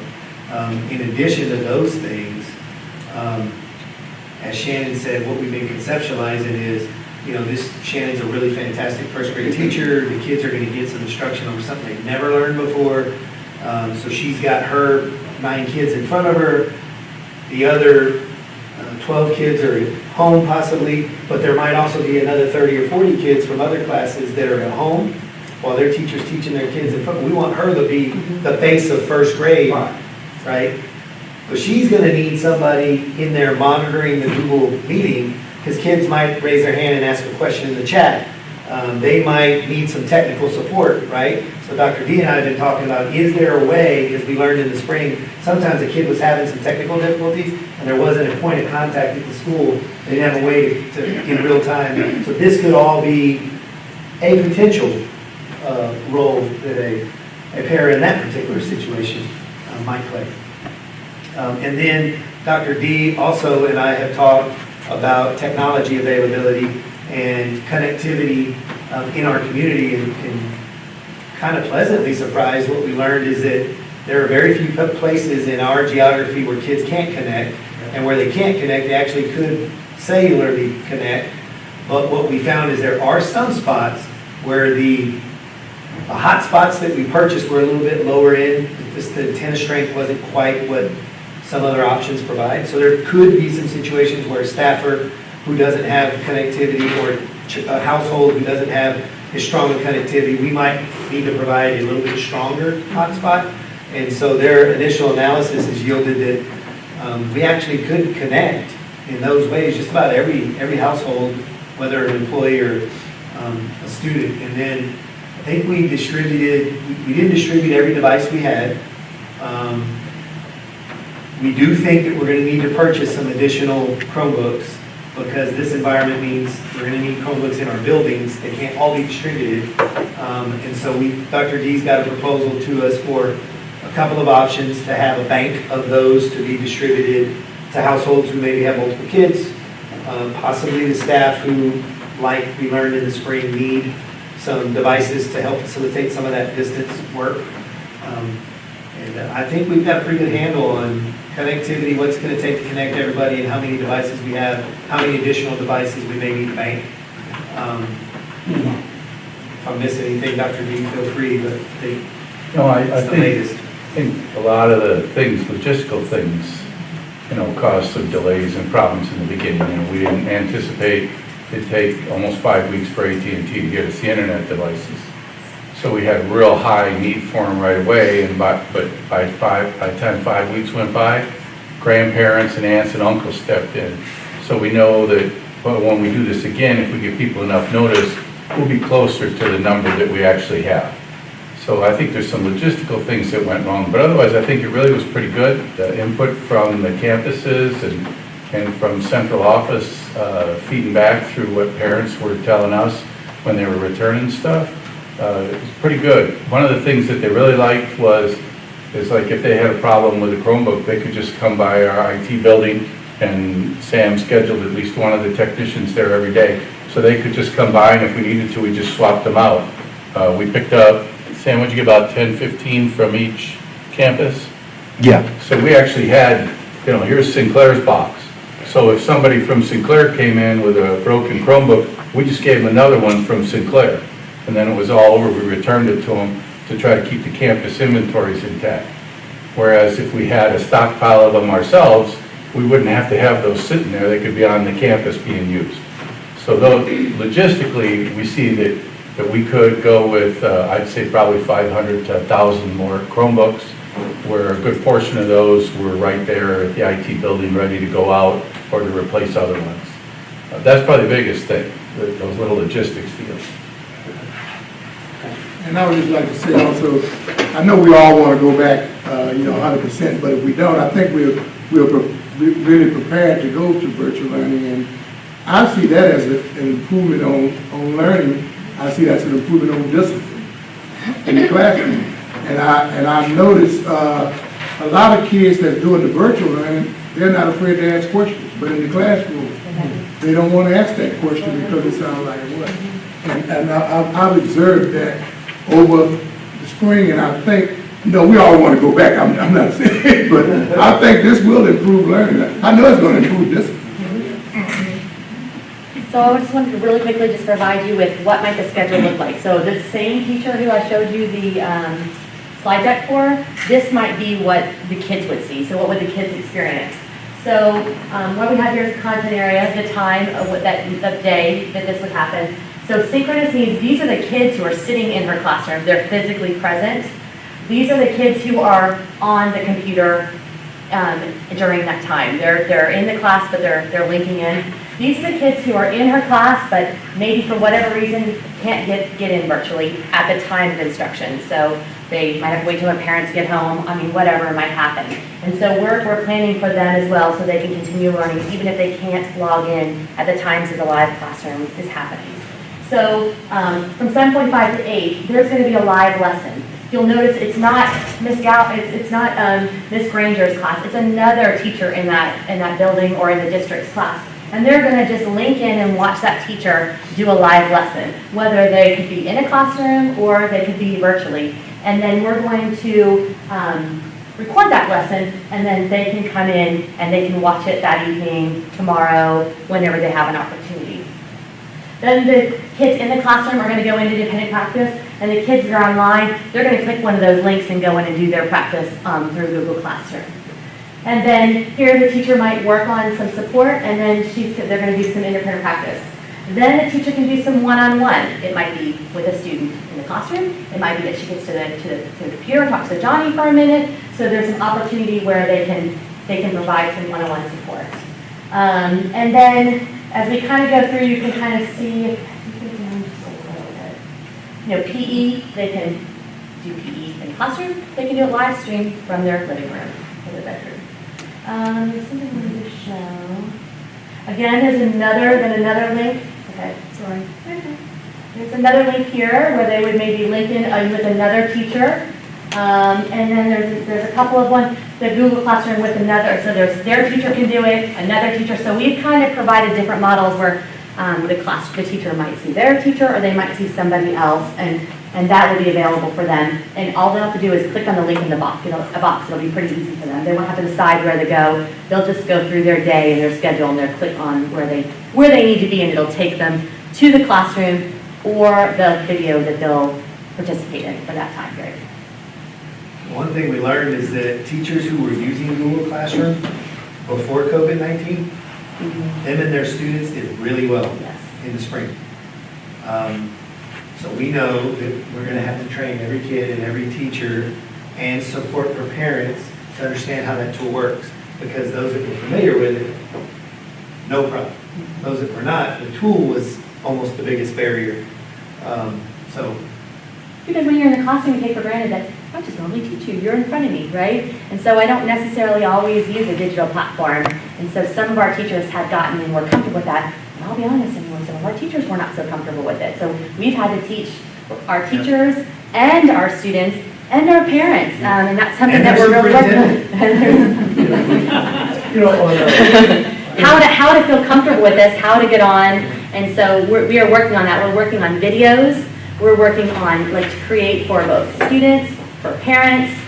We even talked to what principal was talking to me today about how she could have a Google Meet with some parents, and then back to school night, and they could all get on in a Google Meet, and she can show them, this is what the student's going to be doing. Here's how you get on to Google Classroom. Here's what you do, so that we can help them transition to this too, because it's a whole new world that we're going to help everybody feel comfortable in. Because whether you're in the classroom all the time or a combination, this is where we're going to be. I mean, there's going to be times we've learned that there's so many benefits to this type of platform. You go home at night and you had an instruction during the day and you don't understand what happened, or you need to see it again because it was 8 o'clock in the morning and I'm doing my homework at 8 o'clock at night. I can click on and see that lesson again to get a refresher. There's so many benefits that we haven't taken advantage of that now this new platform and this new learning has given us that opportunity. And so it kind of opened some doors, but we just have to catch up with it a little bit. That's what I was going to say, that even though the child was in the classroom, the availability of it recorded, he could go home and mama and daddy could help him reinforce that which he saw in the classroom. And that's a plus, because I know a couple of years ago I was at Harmony, I spoke to the PTA. I said, remember when Johnny learned to tie his shoes, do this, do that? He was learning all these things. And who was the teacher? Now when they came on campus, you gave up. Now it became this lady, this man, that man. Why don't we, as parents, when they get home, what did you learn today? Let's look at it. Let's go over it. I said, why do we give up?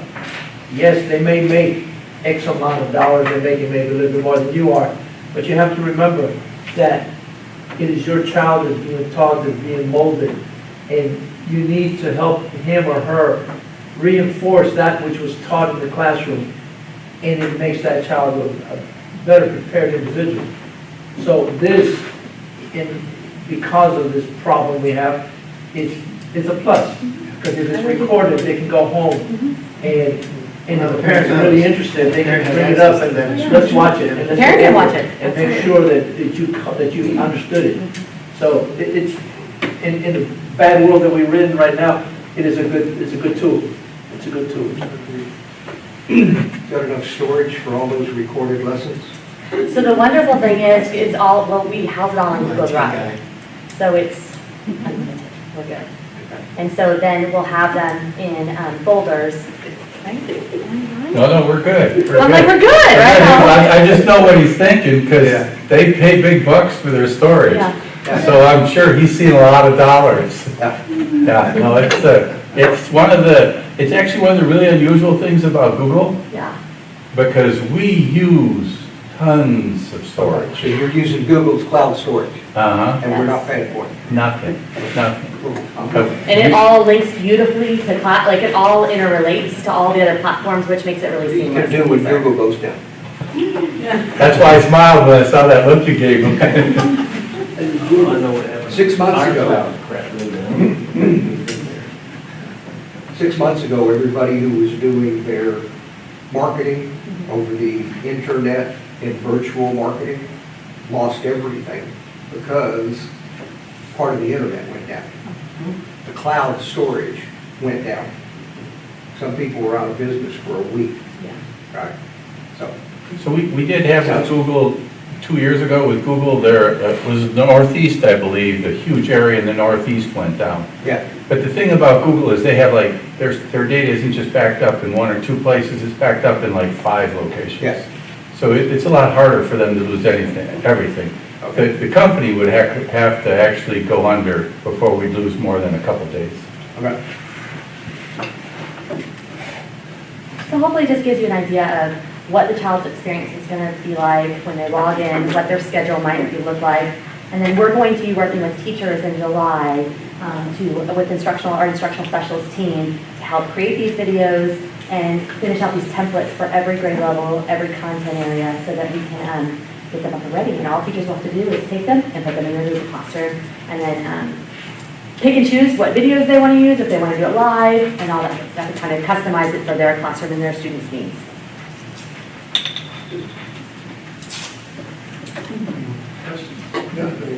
I think we have a great plan in place. Yes, thank I you. really do. I think you guys we're ready to, if this thing doesn't work out, I think we're ready for the kids to be learning. And all the work that you guys have done, we really appreciate for the kids, right? We have a great team, we have great teachers that are super committed to helping and making sure that this works well for our parents, our community, and our students. I think you really have something good in place. I'll be learning with the Zoom and all that. Wait a minute. Right. I'm like the parent of the classroom. Right. I'm like making I'm sure learning too. that all the kids in the virtual world can Right, see right. and hear and. And Claudia, she keeps me on track with the Zoom and all of this. Claudia and your granddaughter. Yeah, right. I'm going to talk to you about our allowance. Right, I'm telling you. Thank you. Thank you so much. Thank you. Right. Appreciate it. All right, move on to item 7, calendar and schedule out. Virtual football. So in our calendar, one thing that always existed was some groups of kids are on track, and the number of days in the school calendar and the number of hours in the school day seem to work just fine. And other groups of kids maybe need a little bit more time. And we've traditionally used summer programs and that sort of thing for that.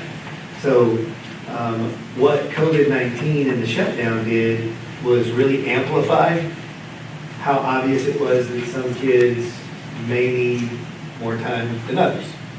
And so across the state, the conversation began to be, are there other calendar considerations that maybe going forward, public school systems should consider that give us more flexibility so that we could have kids who are maybe doing well home while a smaller group of kids are still with us getting the support that they need.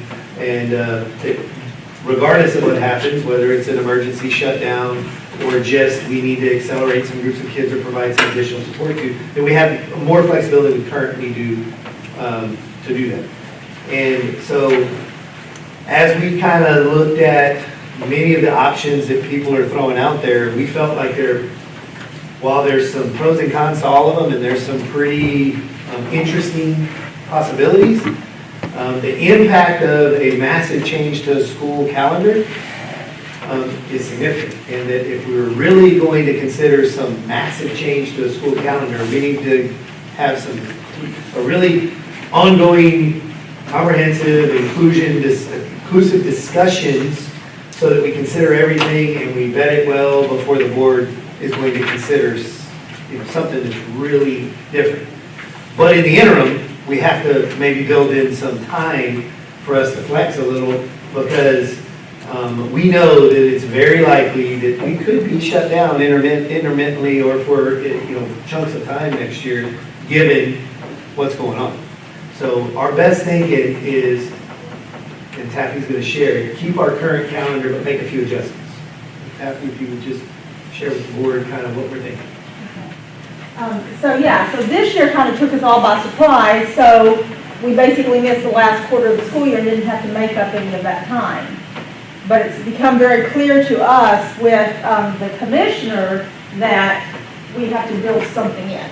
And so, as you know, about 3 years ago, they went away from requiring a certain number of days in the calendar and they went to minutes. So we have to have 75,600 minutes of instruction. And that was meant to be, for it to be a little bit flexible, because we've always had like 2 bad weather makeup days in our calendar, and that's when we would make up time. Well, now with the minutes, we do have the flexibility where we could just add some minutes to the school day, rather than add full days. So what we're thinking is, our first option, if we have to miss some time, depending on when it falls in the school year, would be to just add 1 hour a day to school days. And so in your packet, you do have, it's actually attached to the back of the calendar, just like a sample of how the bell schedule could look. And what we're thinking is we would go ahead and have all these schedules built out for every school. So if in case we have a positive test and we know we're going to have to shut down and it's going to be for a couple of weeks or whatever, we can just shift to this schedule and be making up time. And so what this just shows you is on the left is just the regular bell schedule at the high school right now. And on the right, I just went in and added 10 minutes to each class period to where it's just, instead of ending at 4:10, it ends at 5:10. But that way it's not just adding a chunk of time at the end of the day and they're wondering, well, what are we doing with these kids for this hour? It's already built in, and so they have a little bit of extra time each class period, each subject area, to be making up for the instruction. And then we would do a similar thing, like I said, at elementary schools and middle schools and everything. So this is just kind of a sample of what we're thinking. And so if we do that, if we added just an hour to the end of each school day, after 7 days, we've made up for about 1 day. Okay? So we could, once we had to shut down, we could start, and if we were shutting down for a couple of days, maybe not do that, but if it's going to be longer, we would start adding time to the school day, and then after a while, we have some minutes built up there. Now, if it's a long shutdown, and we get to the end of the school year, which is May 26th on the current calendar, then we were thinking we could build some extra makeup days on the end, going into June, up to June 18th, to make up the rest of the time. So what could happen is, so you see right here on this calendar, I've got an asterisk starting here, right at the end of May, all the way to June 18th. But, so what could happen is, let's say that, depending on when it happens in the school year, maybe we are able to add an hour to the school day all the way until May 26th. And at that time, we still maybe are missing 5 days worth of school. And so then we would go into these other makeup days and just go however many days that we needed until we made up all the time. And so what we're thinking is parents need to kind of have a heads up that that could happen, that we might have to actually go into June, much later in June. And so they can plan ahead and not plan their trip to Disneyland the first week of June, that they need to plan for that, and their kids would be able to come and make up the days. So that's why we're thinking that we would just go ahead and indicate on here what the possible makeup days could be, just like bad weather days have been, so that would already be in parents' heads. This could be how long the school year could last, just to kind of give us some wiggle room if we do need to make up some time.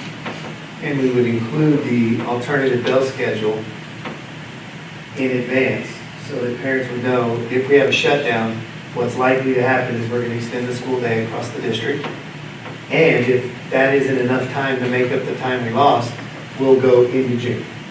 So from day one, everybody knows if we have shutdowns, those two possibilities are very likely, so we can have the 76,400 minutes, whatever it is.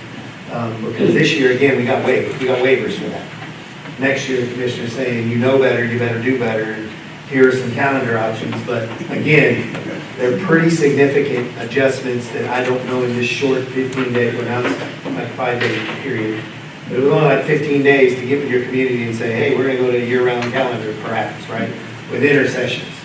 I just didn't feel like we had enough time to vet that, bring you guys good options that we knew we got good feedback on. So what we also intend to do, with your approval, is assemble a committee, a calendar committee next year, who will work through research and design of some possible calendar considerations that might be good for us to consider. And we'll bring them back to the board from time to time for some feedback and input. And then at some point, when we get ready to adopt a calendar for next year, the board might have a traditional option and another option or two to consider that we've been working on all year and getting good feedback on, and really thinking about the pros and cons and the implications for transportation, child nutrition, daycare, impact on families, summer camps, all of those things, summer programs that could potentially be impacted by a massive change in school calendar. So essentially, it's the same calendar as what you already adopted back in January, but with the option to add some time if we need to. So what I'm hearing is that y'all don't anticipate a lot of forgiveness next school year if we get hit by another shutdown. That we're going to have to meet the minimum instruction requirements, unlike this year where we Given we waivers. didn't ask for permission, but they gave us forgiveness. Yes, sir. Okay. Because the commissioner has been, he's talked about calendars a lot, and he's really pushed a lot on having a much different calendar, more closer to like a year-round calendar to build in lots of times for makeup. And so it seems like, because that's very much been the conversation for a few weeks, that they're not going to be real forgiving. Now, they are supposed to, next week, hopefully, start talking to us about funding, ADA funding, and I know Dean's going to talk about that in a little bit. So, as you know, attendance at school is part of that funding. So we just have to give a little bit of flexibility to, in case we have some shutdowns. Thank you. Any questions? Any questions? This calendar's already been approved, am I right? The only difference here from what has already been approved and is posted on the website right now is there's an asterisk by each day from the last day of school, which would be an early release. So if we have to use that day, it wouldn't be an early release, it'd be a full day. And then like the work day would not be a work day if we had to use that day. And then every day is marked up to June 18th as a possible makeup day. That was changed, and then we did put on the last day, which is an early release, and the last work day, we did put tentative on there, just in case we have to use those for makeup days. That's the only difference from what you already approved. Okay, let me ask you a question now. I see Fiesta's coming up, the Battle of Flowers in November. We're not going to participate in that as a holiday? So that is November. November 13th, Right. and we have Veterans Day November 11th. Now, I've read something the other day that they are thinking they may not even be able to have Fiesta in November. Okay. So, it's up to y'all. But No, I don't know if you absolutely. want to change it and then them end up not doing Battle of Flowers. I got you. Yeah. No problem. We leave it at it. And we did get a lot of feedback, people wanted Veterans Day. I was overrated anyway. But if we had it, would our band participate or no? I guess I guess not, huh? We decided at the time, and it would be like if they're out for school competitions, just like any other college. I kind of find it hard to believe they're gonna have a parade both times. But we'll see. Well, and I'm not sure where they still stand on that, because a couple, 3-4 years ago, they made some very different changes to who was allowed to participate. Right. And it wasn't as inclusive as it once was, so a lot of school districts weren't even allowed. Yeah, I remember that. Yeah. Okay. Now, just perspective. Yes, sir. No problem. Thank you. All righty, item 8, budget. Yes, sir. So this is not normally a subject we talk about yet, as we haven't had our budget workshop, but given the pandemic and some of the unforeseen expenditures that the district had to incur, number one, felt like it was important for us to bring you up to speed on what that looks like, but also share at least what we know at this point in time, which I'm going to offer a disclaimer and say it's not much with certainty about what funding streams may look like. So Judy's going to provide an overview of what we know currently, and also an overview of what our expenditures related to COVID-19 have been.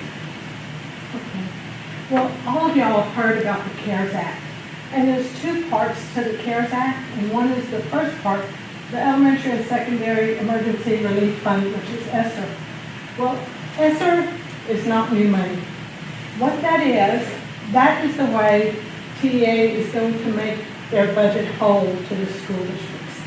So what they're going to do, yes, they're going to give us the 5th and 6th weeks based on the historical trend, but then they're going to take from us this amount of money. That's the windfall that you said. Yes. That's our windfall. $4 million, but they're going to back that amount out of our foundation school fund. So basically, you're even. So it's not new money, and we always have to remind everybody, it's not new money, it's how the state is able to pay what they are going to owe us for the foundation school program. But we do have to put it in a separate fund, and we do have to take, we have to do extra reporting and spending requirements. I have talked to several districts in the area. We all get kind of talk, what are you going to do? What are you going to do? I've had one district say they're going to pay their utility bills with that. One district said they're going to pay their alternative center with their money, because what you really want to use is money that you're spending, right? That's in your budget. Because if you spend this money for additional things, you're going to be short $1.4 million. So tomorrow and Friday, they're going to have a training schedule from 9 to 12, and both Meredith Rokas and myself are going to be in that training to find out exactly what we have to do. But we all have to keep on telling ourselves it's not new money. It's really our money that they're setting aside for something else. So on the next slide, this is the second part, the CFR. So what that is, it's for eligible COVID-19 expenses. And reimbursement is capped at $50,000 or $250 per SCE. And this money, we can't use things that are covered under FEMA or TDA. And TDA is for the Child Nutrition Program. And FEMA, we all know what FEMA is, but if you'll notice, this is the date. They're only allowing us to get reimbursement from this date to that date for expenditures. That was done for a purpose. And the purpose is that the schools couldn't spend it, but the state could. So they're giving us something that we can use some of our expenditures for, but because if I would take the $250 by, let's say our SCE students are 5,000, that'd be $1,250,000. $1,250,000 we did not spend between those dates. But we are going to spend what we can and what's allowable. And again, they have not given us any directions on that. And it doesn't open until July 20th. And they're supposed to give us more data on what we can spend. And another thing is, they're going to really not have enough money to fund all of this. So we'll get some of that, but not nearly what we think we should get because, again, of the dates. And also, when you put everything together, all the school districts and all the states. So after the part 2 on the next slide,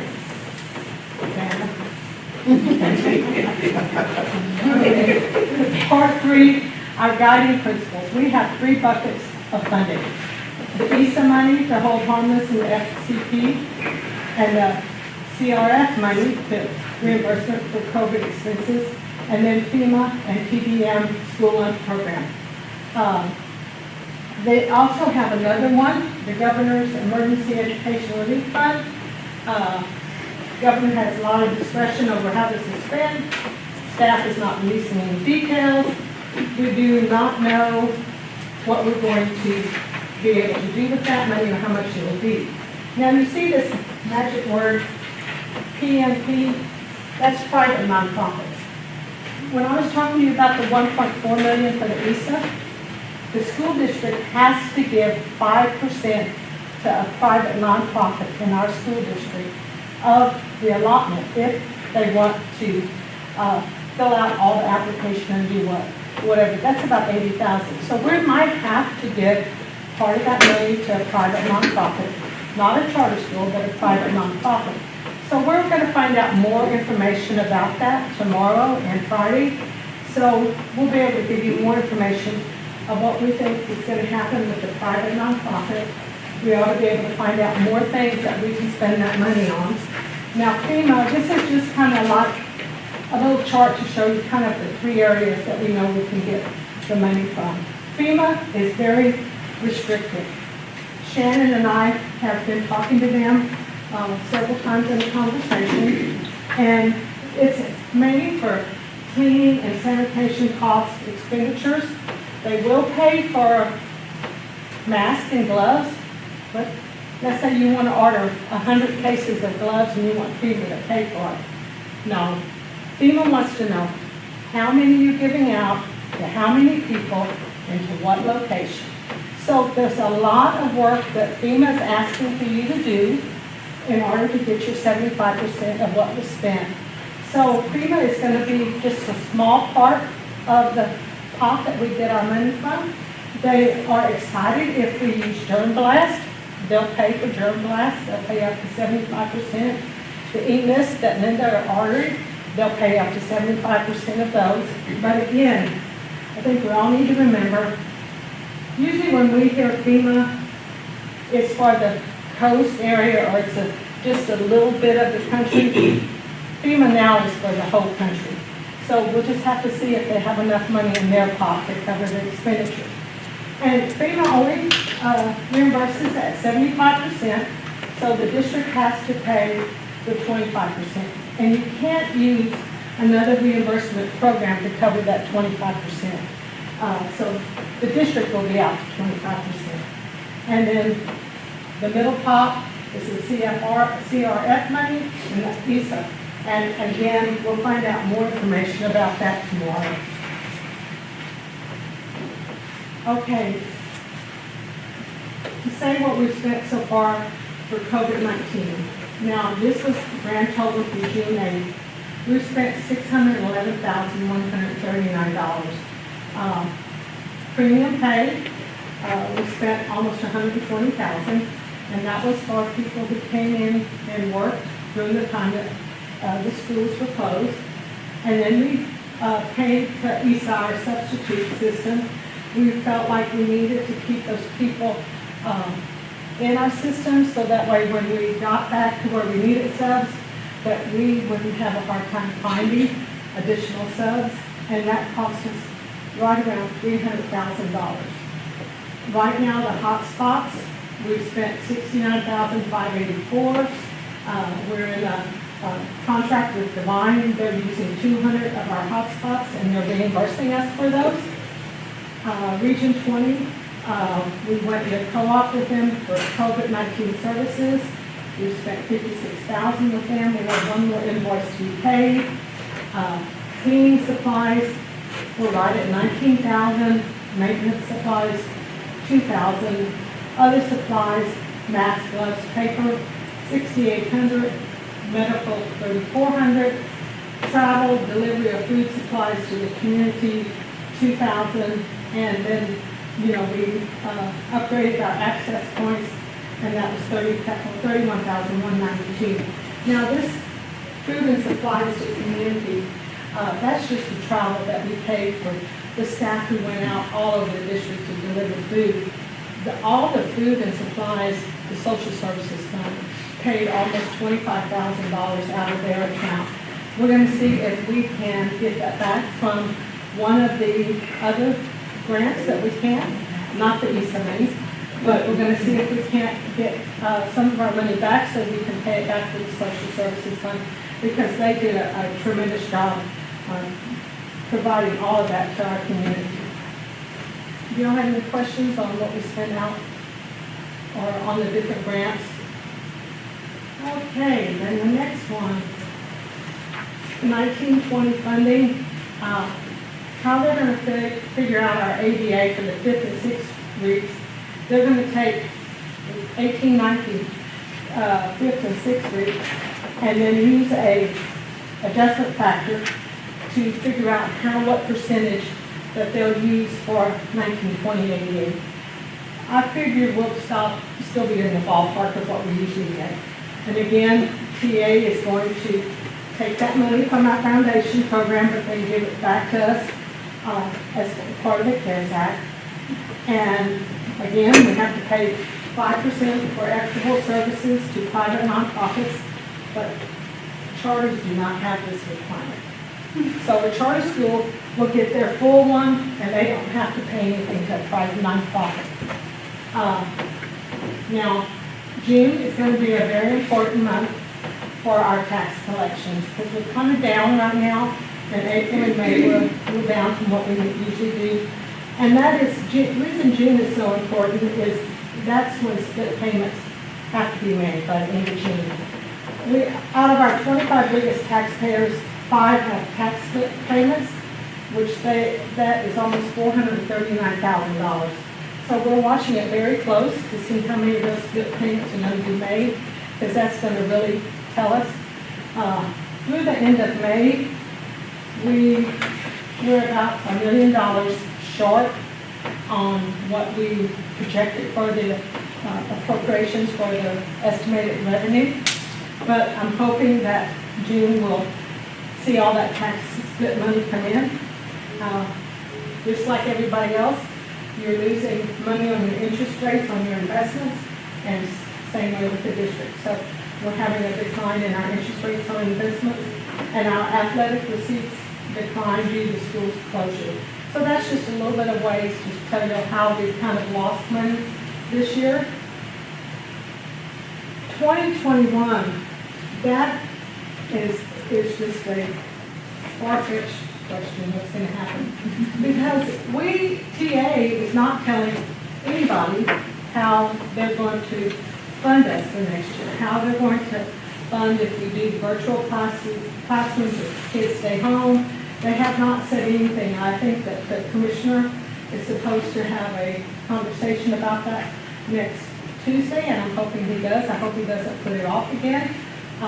We have some really good partnerships with some really good companies, Mo Casey and Equity Center, and they're as lost as all the school districts are, not knowing what the 2021 funding is going to be determined.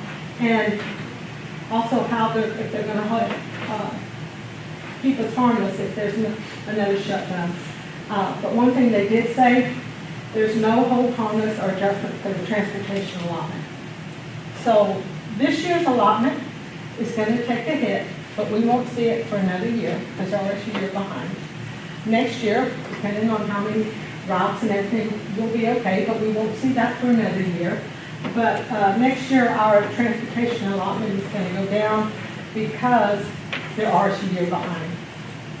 And this was, I think, some really good information. They said right now through May, Texas is 1.8 billion behind previous projections. And they feel like the state budget shortfall could be the largest on record. Projected for 2020, 185 billion, 21, 370 billion, and 2022, $210 billion. All school finance experts predict a very robust discussion on budget cuts in January when the legislature meets. So I wish I could tell you more on the 2021 funding, but until TEA or the commissioner decides how they're going to count our ADA and our FTEs, I really can't tell you any of that. I think one thing that we have to be very thankful for is that East Central is a September 1 school district. I would hate to be a July 1 school district right now, and there are many of them out there, and they have no idea what to do. So at least by us having it September 1, we might have some answers where the July 1 districts are just not having the answers they need. You don't have any questions? Will you let us know what the commissioner says?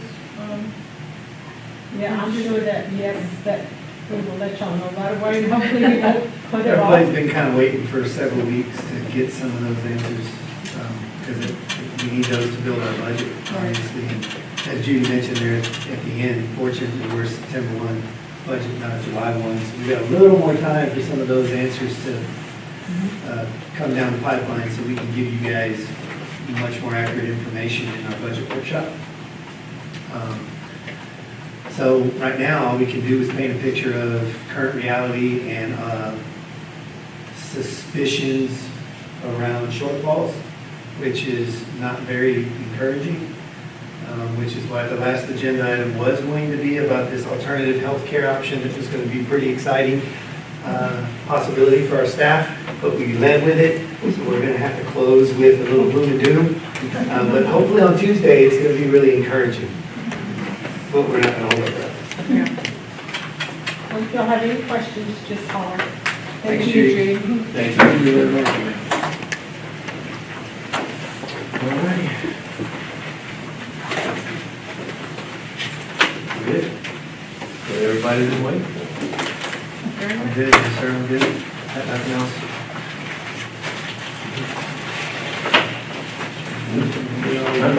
Need a motion to adjourn. So moved. Oh, second. There. We are done. Amen.